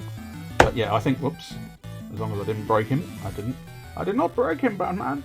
You broke him, Batman. But as he's probably the simplest, I think he's probably going to be the starting point. Very much the first one to build the confidence with a nice easy one. This one's another one that might be one of the last ones, but then again, it's not necessarily a particularly troublesome outfit, and I can go sort of wild and wacky with the surrounding area. But we have Poison Ivy! Again, one of my favourites, and probably sexy and psychotic. I think I might have a type, and I don't think I like it. It's a bad type to have. But sexy, psychotic, and she has the advantage of having red hair. Oh, there you go. You begin the game with 1 feat, and you may not use any weapon during battle. Interesting. You may attempt to beguile a character that you land on, allowing you to take 1 coin or object of your choice. To do so, roll 1 die. If you roll a 5 or a 6, you succeed. She has not beguiled me. She is righteous and she starts in the chapel. Again, righteous makes sense because of the whole, you know, save the plants angle. 2 strength, 4 cunning, 4 health, 1 coin, and 5 fate. That is a phenomenal amount of fate. My God, how much fate do you need? But it is quite an interesting one. Because, yeah, guys. Now, see, this one, although having said that, that would be full on tit out. But, which I mean, I'm not necessarily saying no to, but I could technically, because of the way the plants are sort of aligned on her body, you could technically do skin tone if you wanted to. But as I say, I'll probably stick to this sort of black shade. But yeah, basically it's sort of black body with the green leaf parts. There is a couple of leaves in the hair there, although that might be difficult to know if they're supposed to be there or just shit model. No, I think it is supposed to be leaves in the hair. That'll be interesting to figure out, I suppose. And then yeah, basically probably a lot of greens, but maybe, as I say, you could have a little bit of a wilder time splashing in some other colours on some of the plants that she's sat upon, and figure out a suitable sort of reddish, orangey, gingery hair.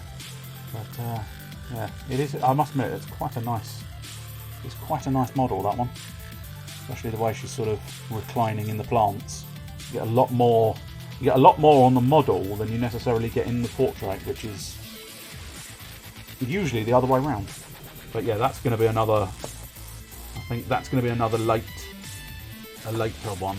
Do that one towards the end of your doings. And here we go. This is the one character that, I mean, I don't really know much about, and I don't know. It's the one character that's like, why? Because I don't think of it as a legendary character, but it is simply. She doesn't even have a name. She's just called the Joker's daughter. It's like they've just forgotten. They've gone, we need one more. Fucking Joker's daughter. Yeah, alright. What's she called? Do some research. I can't bother to research. We'll just call her the Joker's daughter.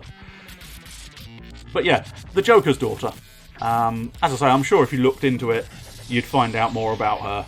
But, I mean, it just amazes me that she is just called the Joker's daughter as well. But yeah, that's one of the ones where it's like, no, never heard of her, never knew she existed, and yet she's in the Talisman board game. And yet Killer Croc, not.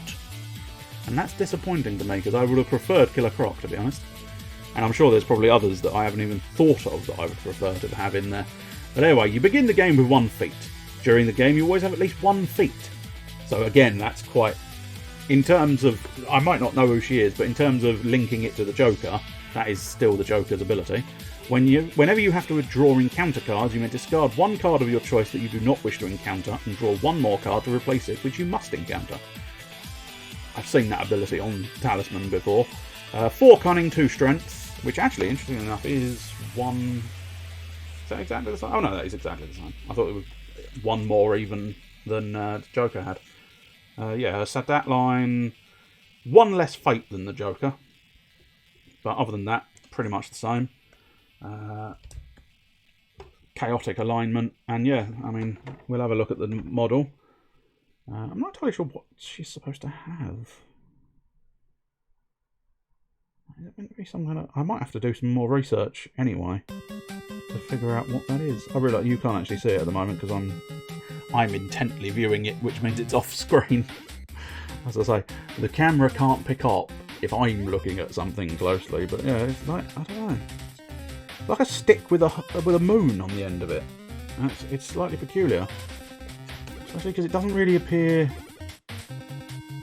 Mix that with the fact that the outfit feels quite different as well. Well, not necessarily, but I don't know, like very high boots, but not much tight. Whereas here in the picture, it looks like a lot more tight than boot. But anyway, let's try and get her up close and personal. But there she is in model form, and as I say, what that stick is supposed to be, I do not know.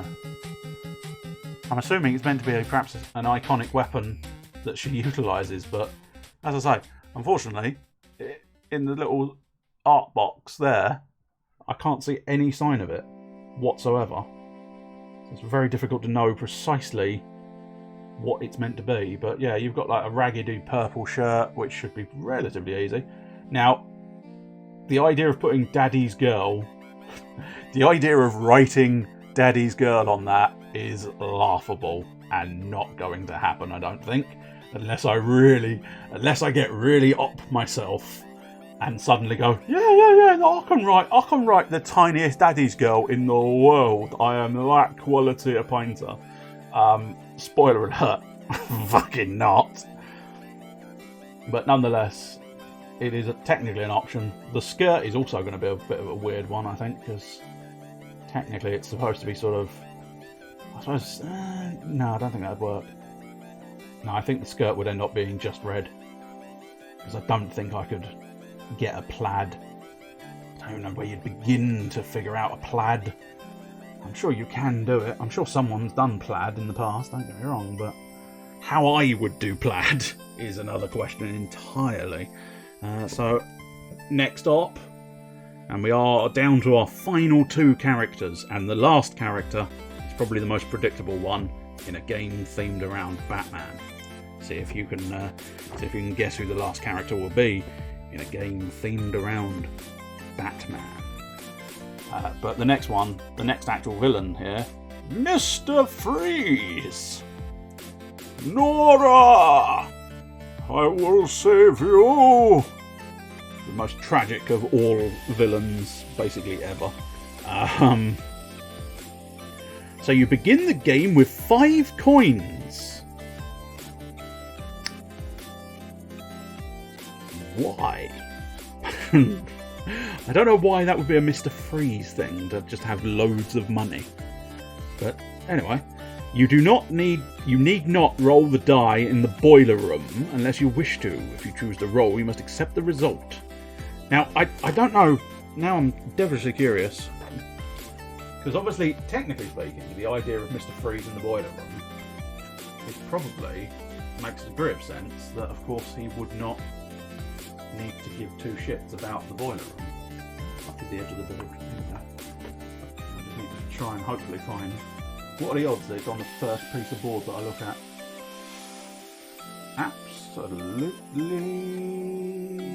0. Darn. Second bit. Oh yes, marvellous. Let's have a look at the boiler room. So, oh I see, interesting. Boiler room. Attacked by an inmate with cunning 4. You roll 2 to 3, hide from passing guards, lose your next turn. 4 to 5, safe, no effect. 6, a fellow inmate leads you out, gain 1 strength. Oh, sorry, yeah, no, you roll the die. On number 1, you're attacked by an inmate with cunning. 2 to 3, but there's nothing actually there that suggests full-on freezing theme. So, yeah. But arguably, it is a boiler room and he's Mr. Freeze. I suppose you perhaps the loose connection. I wouldn't say ever.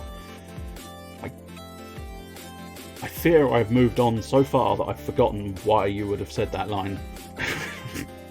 when did I say something to do with ever? I'm assuming it was something to do with where I was dismissing things I would do on the Joker's daughter model, but I don't quite know the context because I was distracted looking for the boiler room. If you land on the same space as an opponent, you may cause them to lose their next turn. Now, see, that I like as a nice thematic idea, because, of course, if you land on the space, you can go, you are now frozen. Or, I suppose, let's go the whole hog. That's my ice sound effect. Chill out. I'll have you on the rocks.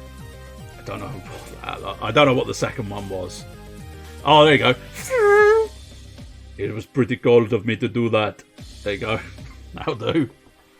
Anyway, we do now have I must admit, this one feels like, again, I'd have to do a lot of research, but it really feels like it'd be quite interesting to try, sort of really trying to make that gun look fancy. So I think it's called OSL, which stands for Object Source Lighting?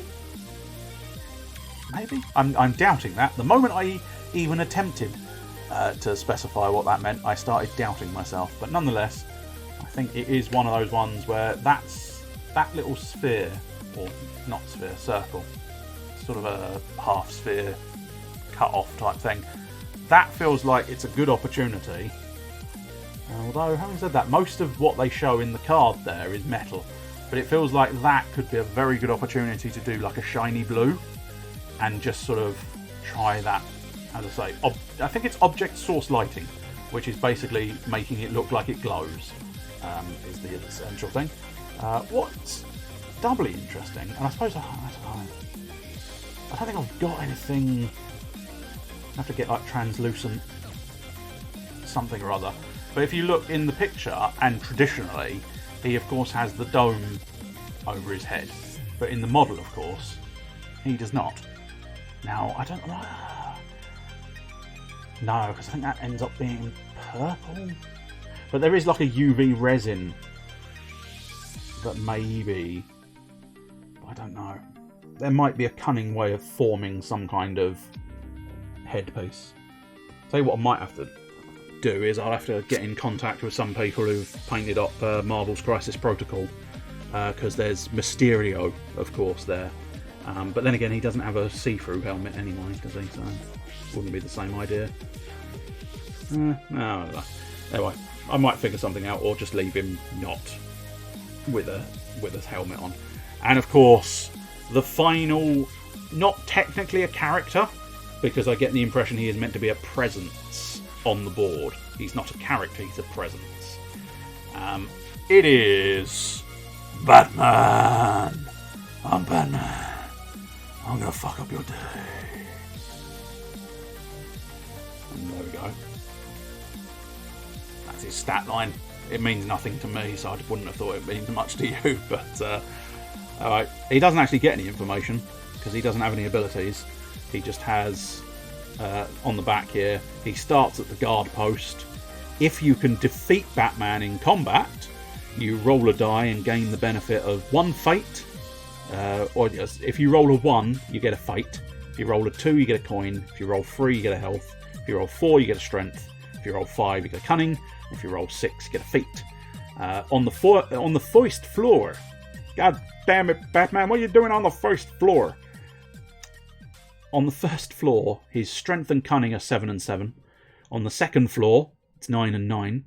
On the guard tower, it's 10 and 10. And in the control room, it's 12 and 12. Which means you have to do a lot of work to get to the control room, because if my understanding of the board was correct, the moment you hit the control room, Batman is summoned to the control room, and at that point you have to face off against Batman to win the game, I believe is the idea. But yeah, he's weakest if you encounter him on the first floor, which I suppose there's an element of, I don't know, I think that makes some degree of sense, because usually, of course, Batman learns and gets better through his encounters is the traditional idea. So the idea that on the first floor, if you catch him unawares, you might be able to beat him, but on, by the time he gets to like the guard tower and the control room, or it's merely the idea that the first floor is understaffed and unguarded, so he's not got any help. The second floor's got a few more guards, so he's got a bit of help. Guard tower's full of guards, and the control tower room has loads of people in it or something, I don't know, but I think it's more, he's a solo worker, he wouldn't give a shit if there's more people in there or not. But that is quite a nice model. Some serious whooshy cape, which is going to be interesting. Although mostly of course, it's going to be black. Although it depends. Of course, I can't remember. Was it one of these or was it somewhere else? I sworn it was one of these that had that old style.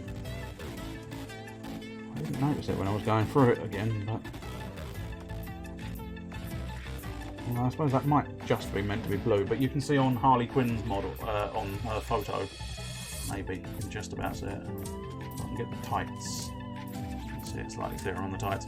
That's got that sort of blue-black idea that is seen in comic books. That sort of notion of it is black, but in order to not just paint black on the page, we've put highlights of blue. So it could be interesting to explore that, but I probably would stick to sort of greys and blacks, with of course trying to get the utility belt, because it's just about in there, right in his crotch. I have to tickle his crotch with a paintbrush as best I can. That logo looks like it'd be awkward. He's got sort of some fins, the old sort of, what's it? Gloves, the points on his gloves. I must admit, all sort of blur into one piece, so it's not going to be too difficult to do that one. But yeah, it's most important to try and isolate the chin. Isolate the chin with a little bit of Bugman's glow, I suspect. For anybody unaware, Bugman's glow, I think, is the standard practice of flesh tone in sort of Warhammer. If you're doing a white skin tone, of course. Well, I don't know how you'd build a darker skin tone. Although there was a recent release somewhere. They had like every skin tone you could possibly imagine, and then some, available from somewhere, which is quite interesting. But you'd be better off just mixing in something else. But anyway, that's all the models. And now we'll pop all my models back in the bag. Probably not as carefully as I should be doing, but nonetheless, they're going to go back in the bag. And as I say, the primary goal, at some point in the not too distant future, what I'll do is I'll try and plan out the colourings, but as I say, I think Clayface is probably the easiest, and therefore a good starting point, because it will be, hopefully, the idea, of course, never a guarantee, but the idea, of course, would be, oh look, I'll do Clayface. Oh, that's come out really quite well. I'll carry on. Whereas if I did someone like Bane first, it would potentially end up being a sort of, oh, that's gone slightly worse than I was hoping for. Maybe this was a bad idea. Maybe I won't bother. So it's nice to start with something simple. Build the confidence up at first. Right, and do you know what? Now we're going to look through more cards, because I want to. And sometimes when I want to, I will. Let's get that. I'll show professional unboxer. I will show you me taking the plastic wrap off. Ooh, plastic wrap. Look. Oh, no. Oh, there you go. Oh, look at that. Oh, it's unboxing porn. Not literally unboxing porn, because that'd be a very different stream. But very different tone of stream, I think, wouldn't it? If I was actually unboxing porn. And this is the 1930s filthy grandmother's box. Oh, you went wrong there. You pulled it off a bit too early. Which was a line in Filthy Mothers from 1935. I dread to think if there is actually a film out there called Dirty Mothers from 1935 with the line, oh, we pulled it off early. Because then that would make it seem quite a lot like I was actually telling the truth. Going through, wanted to see roughly what they were. Quite nice back to these cards. Sort of an official clipboard, although weirdly with the bat logo on, because the bat logo looks like it's supposed to be there. But then you've got some graffiti, property of Joker. Till the bat? Yes, I think it said. Oh, kill! Supposed to say kill. Of course it does. Of course it says kill the bat. Why would you tilt the bat? I don't know, but I'd like to point out that bit in the corner, actually, like that, it looks a bit more like kill the bat.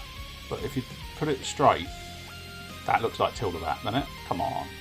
I'm not completely stupid, just mostly. So that's our encounters 3. What have we got here on this part? That's our encounters 2. Down to encounters 1. Those encounters 1. And then theoretically this must then go encounters 1 into feats. Yes. So I must admit, yeah, we can probably combine those a little bit more. Feety, oh, and feats into security keycards, which I believe, yeah, they are your talismans of the titular talisman. That's basically what you're trying to get a hold of. That's purchases. And I must admit, I probably shouldn't, so I won't. Alright, so I'm fairly confident in saying this is supposed to line up something like that. Something like that. And that's all of your encounters. Now let's have a look at these security keycards first, because there's only 4 of them. And are they exactly the same? Yeah. That's fine. They're all exactly the same, so there's the back of the security keycard. And I think you can sort of see, roughly, you can see the Talisman logo in that sort of section there. It's a slightly rougher version of the Talisman logo, I believe, but nonetheless it is the Talisman logo. And well, do they actually have different? No, they don't. They're all the same. Security keycard, security clearance, security clearance high. Dr. Samuel Ian's Psi D and his signature. Legendary object, security keycard. You may only enter the control room at the top of Arkham Asylum Tower if you have a security keycard. And that, I believe, is how the original game works as well. You have to get yourself a talisman, which is what the original is named for, in order to reach the middle area and therefore sort of get into a position to actually officially win the game. And now here we have feats. Them feats are here. And what feats do we have? So, pickpocket. Use at the start of your turn before you move. Take 1 object of your choice or 1 coin from any character. Contraband. Use at the start of your turn before you move. Sell any number of objects you have for 1 coin each. Discard the chosen objects and gain 1 coin for each. Outsmart. Players required. Negate the effects of any feat card played. Interesting. Outsmart. That's exactly the same.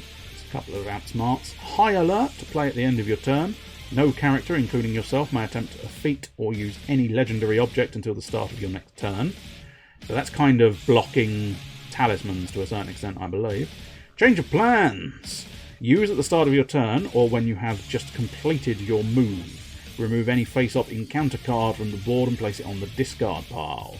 It's quite useful if you come across an encounter you don't think you're going to win. A couple of them. Foresight. Use at the start of your turn before you move. Take 1 secret. Look at the top 5 cards of the encounter deck. Interesting. What's a secret? I don't think I've come across any secrets. Oh, it's all one sentence. Take 1 secret look at the top 5 cards of the encounter deck. Not a separate thing. It's not take 1 secret, then look at the top 5 cards. The point is you secretly look at the top 5 cards. Medkit. By using it on yourself or any character, the recipient is healed up to their starting health value. A couple of medkits. Call the guards. Play at the start of your turn before you move. Place this card on any space in the first or second floor not already occupied by a character. It remains for 3 complete rounds, after which it is placed on the discard pile. Any character landing on the space loses health. Straitjacket. Play at the start of a character's turn before they move. They are immobilized and may do nothing for the duration of their turn unless they play the Outsmart feat to cancel this card. Players required, you may evade any enemy or character until the end of the turn. Hypnosis. Play at the start of your turn. Before you move, take one follower of your choice from any character. Ooh. Disorient. Play at any time on any character. That character must discard all of their feats. That's quite potent. Intervene. Players required on any character, follower or enemy. It prevents a character from losing a health or a follow-up from being killed. When played on an enemy, it prevents it from being killed and the attack is considered a standoff.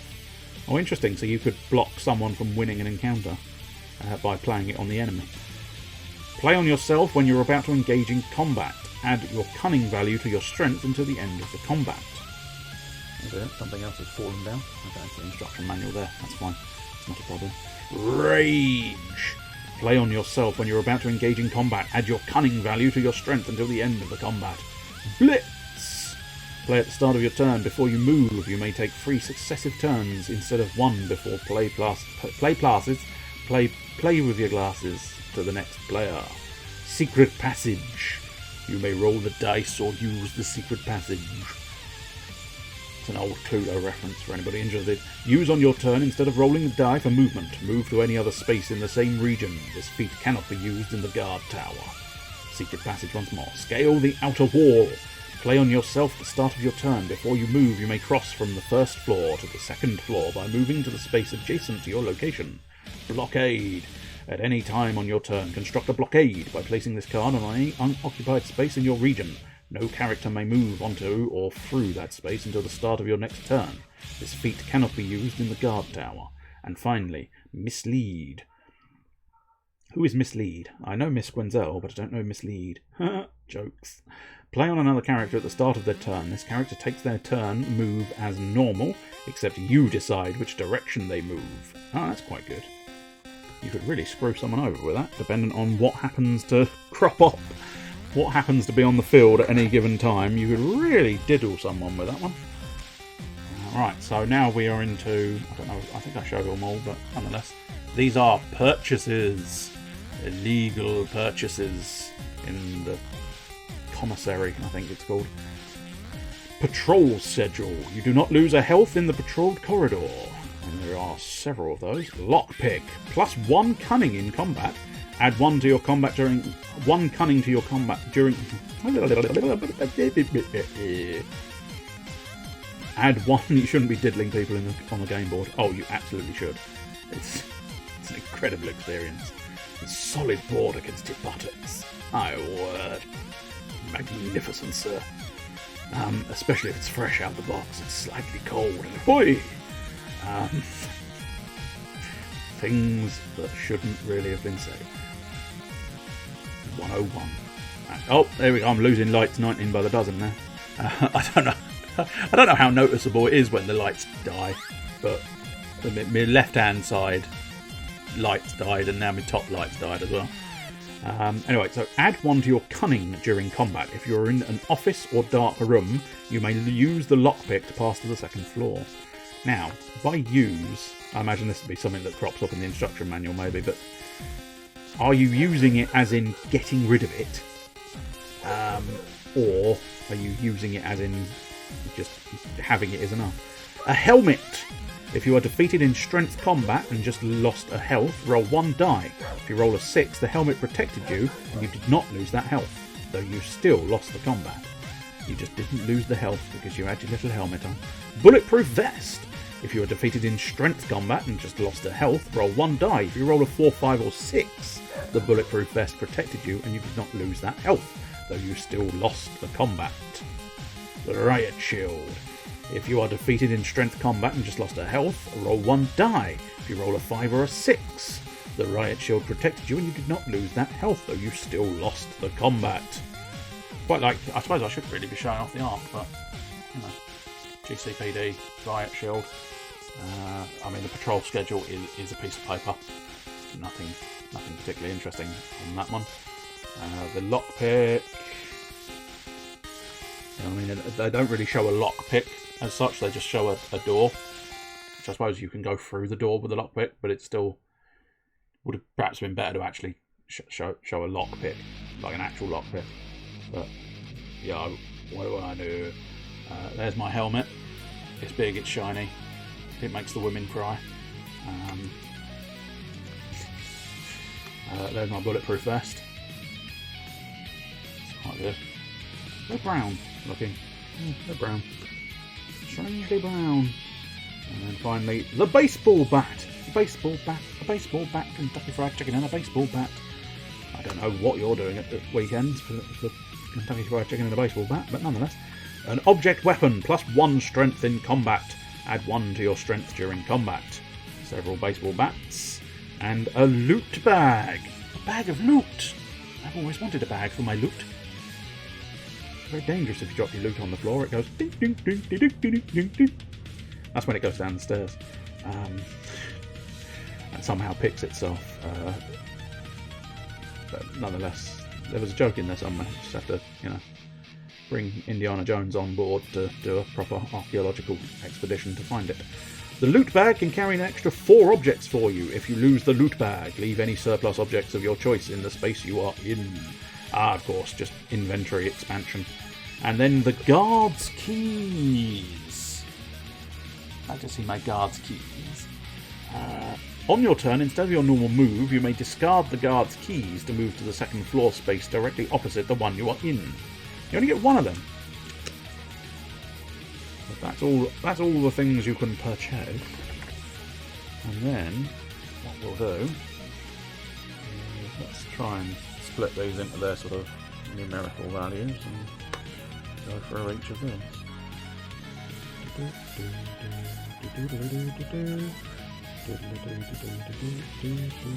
That's actually surprisingly difficult.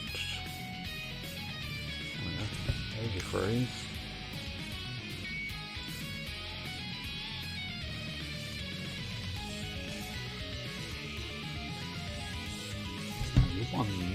Ones what? Ones. Want to go number 1. Ones. Well, there's spoiler alert. It's clearly an enemy called Spoiler. I don't recognise the enemy called Spoiler, but there you go.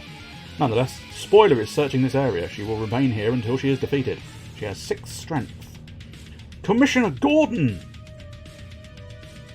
He's here to save the day! I'm Commissioner Gordon. He's investigating this area. He will remain here until he is defeated. A strength of 7, my word. And Robin! Throbbing for Robin, of course. Robin is trying to secure this area. He will remain here until he is defeated. 8 strength for Robin. Just a standard guard. The little guard man. 3 strength. Angry Guard is patrolling this area. An officer of the law. Police officer is patrolling this area who will remain here until defeated. Only 1 strength though. Which is weird. Because, I don't know. I suppose he's meant to be a police officer, isn't he? So, basic police officer. Black Mask. Unexpected appearance of Black Mask. Black Mask is watching over this area who will remain here. 4 cunning for Black Mask. Oh, Bronze Tiger. Do you recognise that name? He's has appeared in the area. The standard inmate. It's a generic dude. An escaped inmate is hiding out in 1. The exam room, 2. The supply closet, 3. The morgue, 4. The chapel, 5. The infirmary, 6. The psychiatrist's office. And there's several inmates. A SWAT officer. A really geeky policeman. Such a SWAT. SWAT officer is patrolling the area. A doctor. The doctor is an event. The event of the doctor. If you are righteous evil, you gain 1 health. If you are chaotic evil, you lose 1 health. There is no effect if you are indifferent. Power out.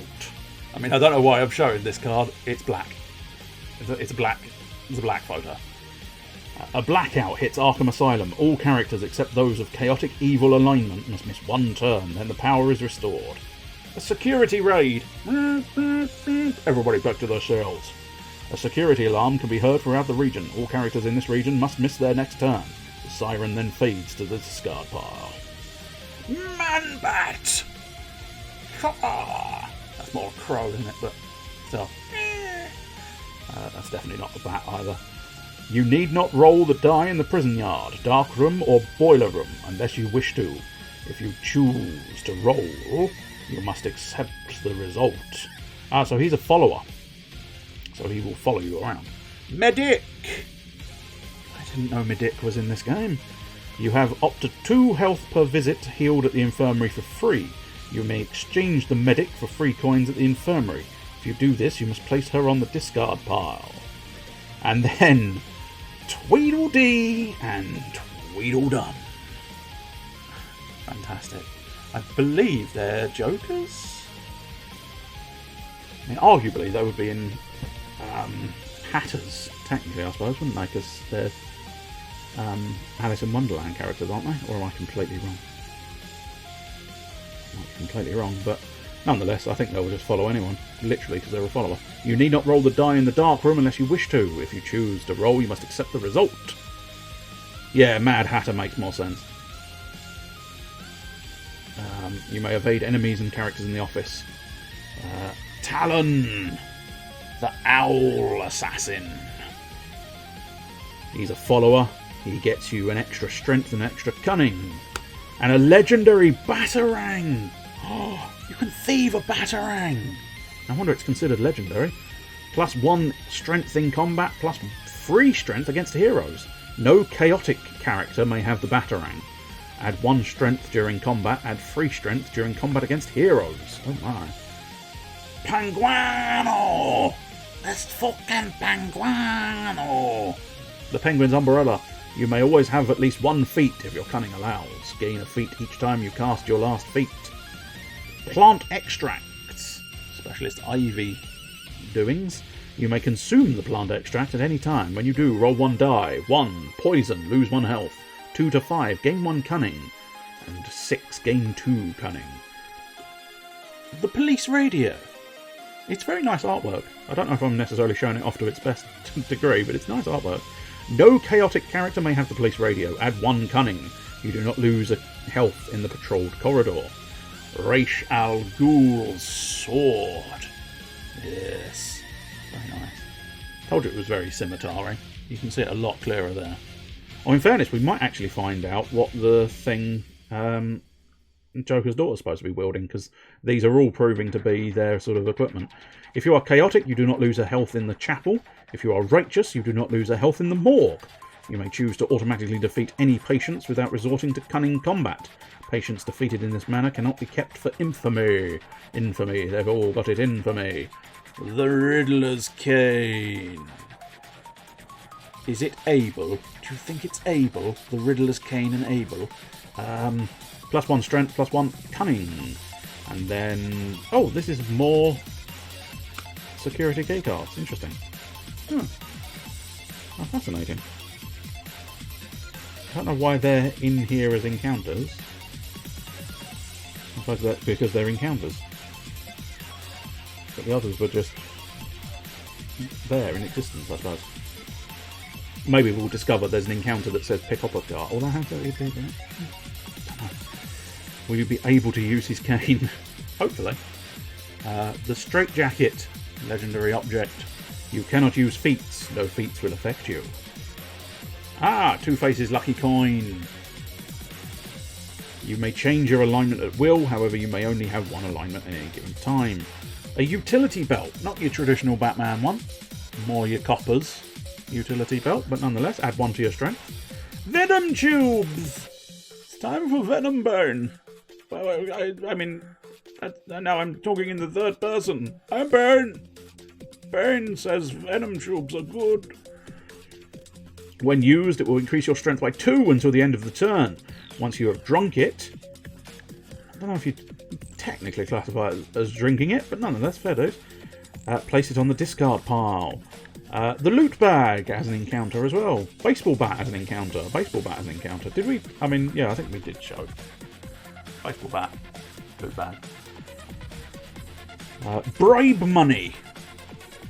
It's a little object of bribe money. Look at it. You want the bribe money. +1 money. Exchange immediately for 1 coin and then place this card on the discard pile. Bribe money, bribe money, bribe money, bribe money, bribe money. Oh.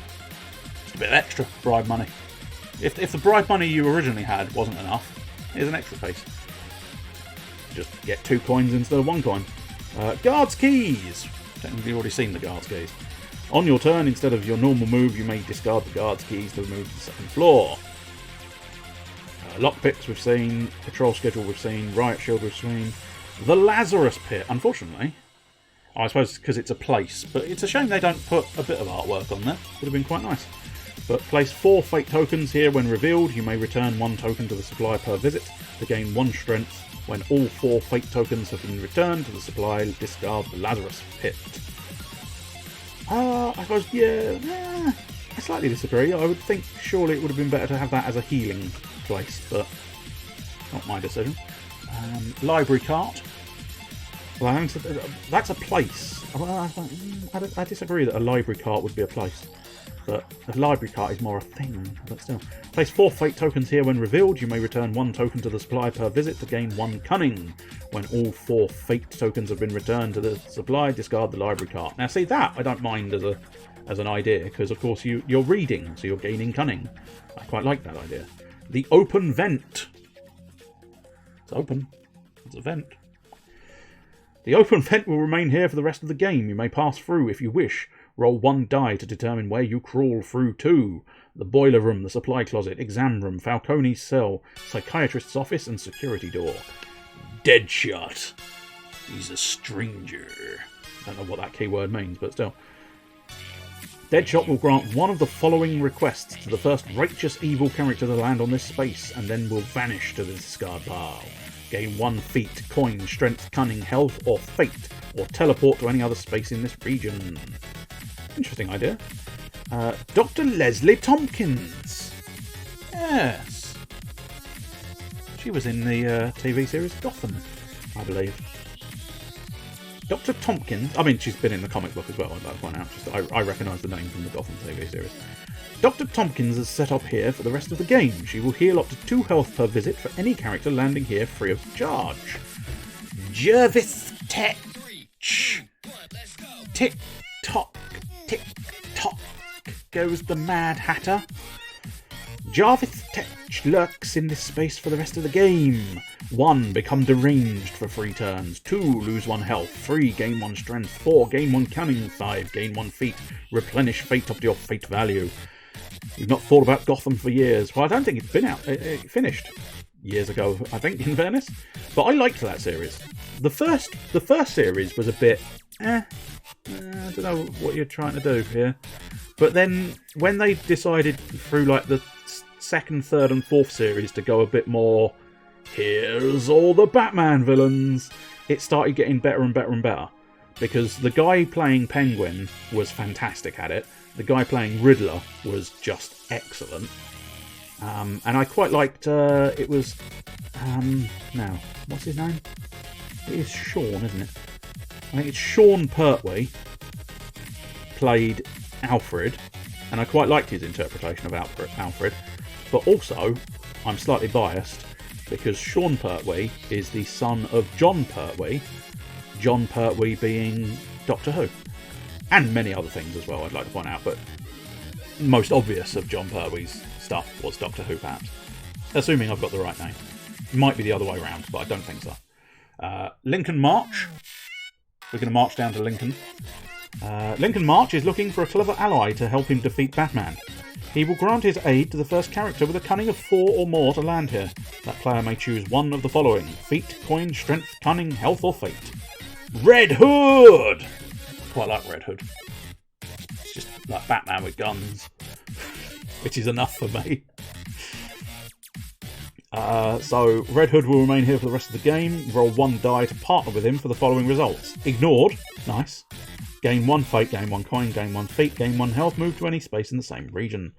And then finally, the Ventriloquist and Scarface. Hey, roll 1 die and place the Ventriloquist and Scarface at this location, dummy. Orderly station, security door, dark room, blind spot, boiler room, narrow passage. He'll give the first character to visit him a security card if available, and then vanish to the discard pile. Nice.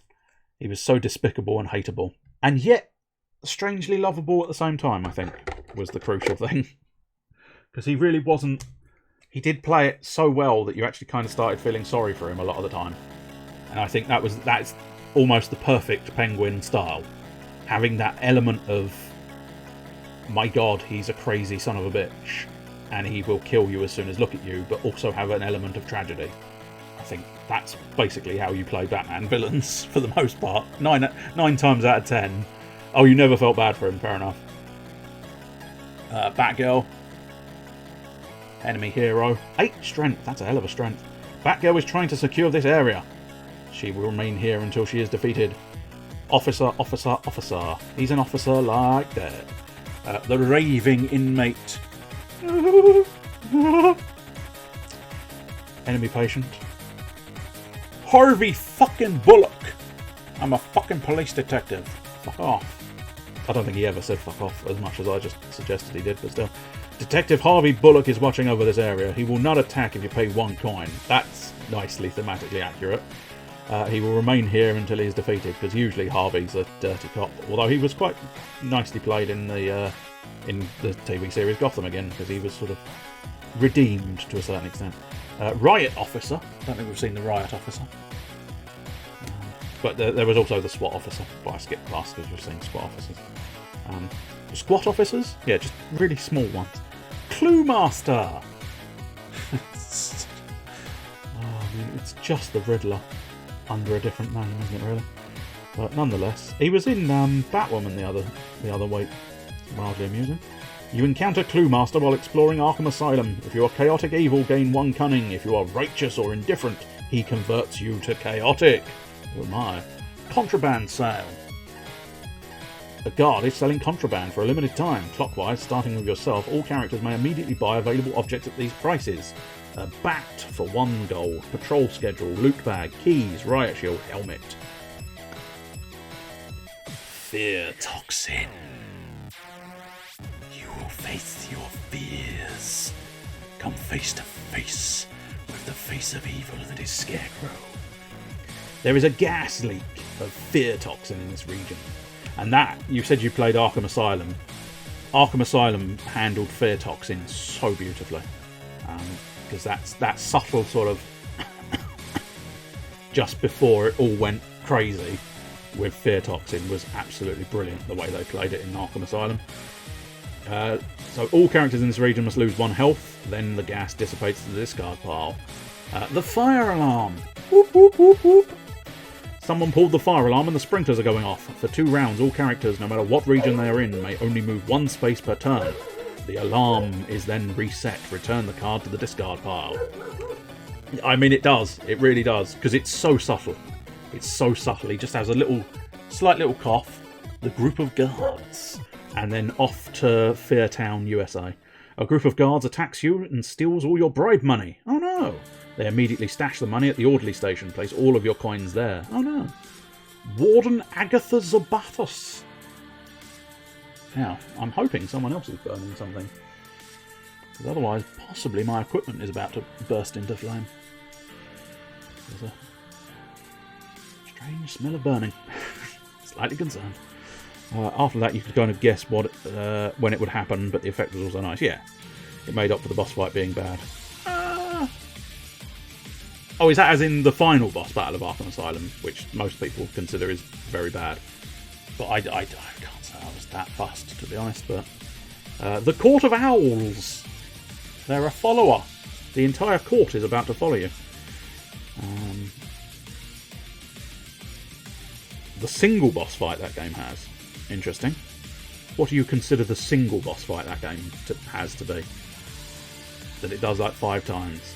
Oh, what is that? Just the sort of... Oh, I see what you mean, I think. The idea of throw batarang, beat man up. Is that basically the idea you're saying? A masked member of the Court of Owls has begun to follow your every move. You must take them as a follower. Their only effect is to slow your movement to 1 space per turn. You can only rid yourself of them by crossing into another region. You must then discard it. Interesting. I don't fully agree with that, but still. Dolotrons. I don't recognise the Dolotrons. If you want the Dolotrons as your follower, pay 1 coin. If not, they wait here for a character willing to pay them. While the Dollatrons are your follower, they will add 3 to your strength in combat until the end of the turn, provided you pay 1 coin. You may only pay 1 coin once per turn. Interesting. Oh, and here we go. Yes, the large man you fight that's hopped up on drugs. Yes, I suppose arguably that is Bane and Joker at the end, isn't it? Here he is. He turned up after all. Hello. I am Killer Croc. Nom, nom, nom, nom, nom, nom, nom. Killer Croc will trade any number of objects you have for bribe money. Discard the chosen objects and gain 1 coin for each. He cannot reverse the procedure. Okay. That's kind of shitty. Considering the fact that he could have actually been a primary character, that's a really that's a card that's quite a letdown. But anyway, the Architect of your demise. You need only roll 1 die when opening the security door with cunning. You need not roll the die in the boiler room unless you wish to. If you choose to roll, you must accept the result. You may evade enemies and characters in the bathroom. Why? Apparently the Architect allows you to avoid enemies in the bathroom. That's fine. Useful, I'm sure, but still. Hush. Hush. Now don't say a word. Shh. +2 to your cunning. Ah, okay. Oh, okay, so it is right.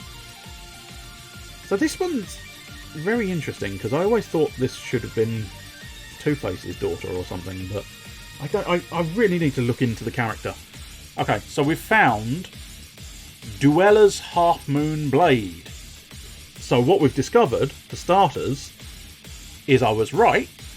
It's a moon on a stick. And then what we've also discovered is, for some reason, on the character card, they just refer to her as the Joker's daughter. But here, they refer to her as her actual name, which is Duella. But it's weird. Now, maybe there's some link to both characters, I don't know. But Duella definitely sounds like it should be something to do with Two-Face. I mean, I know it's a little bit on the nose, if it's anything to do with Two-Face, calling it Duella. But it still feels like that should definitely be a thing. The avoiding people in the bathroom has got to be a reference. It may very well be. One I don't understand, but it may very well be. The Joker's lapel flower. Nice thing to add. Add 2 to your cunning. Bribe money we've seen. Extra bribe money we've seen. We've seen a helmet. The barricaded door. Nothing particularly interesting on the card. The barricaded door will remain here for the rest of the game. Whenever you land here, because your strength is less than 5, you must miss a turn. Into the closet, or possibly out of the closet, depending on which way you're going. The closet will remain here for the rest of the game. See what you discover inside by rolling 1 die. I've already seen a couple of the options. Okay, so if you look in the closet, we'll start with 4, 5 and 6, because they're fairly reasonable. Gain 2 coins, gain 2 coins, and gain 3 coins. 4, 5 and 6. This one's a little bit weirder, but I suppose maybe the closet is trapped in some way. Maybe there was a gas trap in the closet. You open the closet and disoriented for 1 turn. Acceptable enough. This one, not absolutely intolerable, because we're supposed to be trying to take over the asylum, so there's probably going to be a cowardly guard who would hide in a closet. So number 2, attacked by a guard with 2 strength. But then the first one just feels weird. Attacked by a hero with 7 strength, which just says, what hero? I am Closet Man. I hide in closets and wait for the enemy to come to me. But yeah, what hero is hiding in a closet? And I can't help but think you're probably going to be able to inform me of several heroes that hide in closets, but nonetheless, doesn't make sense to me. The fitness room. The fitness room will remain here for the rest of the game. Anytime you visit the fitness room, you may spend 1 fate and skip 1 turn to gain 1 strength. Nice. A smoke-filled room. Just a room full of smoke. The smoke-filled room will remain here for the rest of the game. Whenever you land here, your cunning is less than 5, you must miss a turn. Another storage closet. But this time I suppose it's specifically storage. So here, nearby storage closet has been left unlocked. You can pick up an object. A bat. Oh, I see. And a clever inmate has set up a market. That's fair enough. Should read the entire card. This is my problem all round, really. I never read the entirety of the text. I assume half the text, and then usually I'm wrong. But yeah, you can get keys, loot bags, riot shields. But I wondered why you'd have to pay money if it's an open storage closet, but it's not. There's an inmate in front of it. Do you know it when Hugo Strange? Hugo Strange. Again, I think it was in Gotham, I think. Bloke who played Hugo Strange in Gotham, I felt was very good at it. Dr. Hugo Strange will remain in this space for the rest of the game. And in fairness, the Arkham City one, Hugo Strange was a hell of a character in that as well. He will give 1 feat per visit to each righteous evil character landing here if their cunning allows. And then a hostage. I've got myself a hostage. When you land on this space, you may take the hostage. On your next turn, move to any space in the same region, taking the hostage card with you. You may not use the hostage again at the following turn. Leave it on the space. And Professor Pig! Piggy, piggy, piggy! I don't know that much about Professor Pig, apart from he is a psychopath. And it was probably one of the hardest things I did in Nightmare Arkham Knight. Because I did Arkham Knight on Nightmare difficulty. And I'm going to tell you, it's quite difficult. You're going to head off now. Hope the rest of the stream goes well. Well, I mean, in fairness, it can't really go badly because it's just me reading cards. But I thank you for the sentiment. We've only got a few left in fairness, actually. But yes, enjoy the remainder of your day. And obviously, I'm preaching to the choir, I'm sure. But don't forget to check out Mr. Malice Caliber this evening. Or you could check out Mr. Can't Sleep Must Paint, if you so chose. If you wanted some proper actual painting in the miniatures theatre, you could do that. So, standard guard. Solomon Grundy, born on a Monday, shagged on a Tuesday. No, I don't think he did. Solomon Grundy is wreaking havoc in this area. He will remain here until he is defeated. SWAT officer, riot officer we've seen. A gas mask. Why Ivy's got a gas mask on, I do not know, but still. Also, different outfit for Ivy, which is a weird choice as well. If you are righteous evil, you gain 1 health. If you are chaotic evil, you lose 1 health. There is no effect if you are indifferent. Interesting idea. Hallucination. What was their name? Lucy Nation. You have a dark vision. If you are chaotic evil alignment, you gain 1 health. If you are righteous evil, you lose 1 health. There is no effect if you're indifferent. The EMT follower. EMT. Emergency medical technician, I believe. If anybody's interested. You don't have to be. Up to 2 heals at the infirmary. The bulletproof vest we've seen. Medical kit. Place 4 fate tokens here. Gain 1 health. Research lab. Anytime you visit the research lab, you spend a health. And Victor Zaz! Good to see Victor Zaz here. Criminally underwhelming in most of the TV series. Gotham wasn't too bad, but still a little bit underwhelming. And when they used him in Batwoman, it was just like... I don't feel they ever seem to get him really spot on. And I don't feel like they've ever dwelled enough on the sort of gate hatch marks that he does. Zaz will remain in this space until he is able to aid a chaotic evil character. First to visit this space can choose one of the following rewards, after which Victor Zaz will disappear into the discard pile. Gain 1 feat, coin, strength, cunning, health, or fate. And that is all. That is all of our encounters. So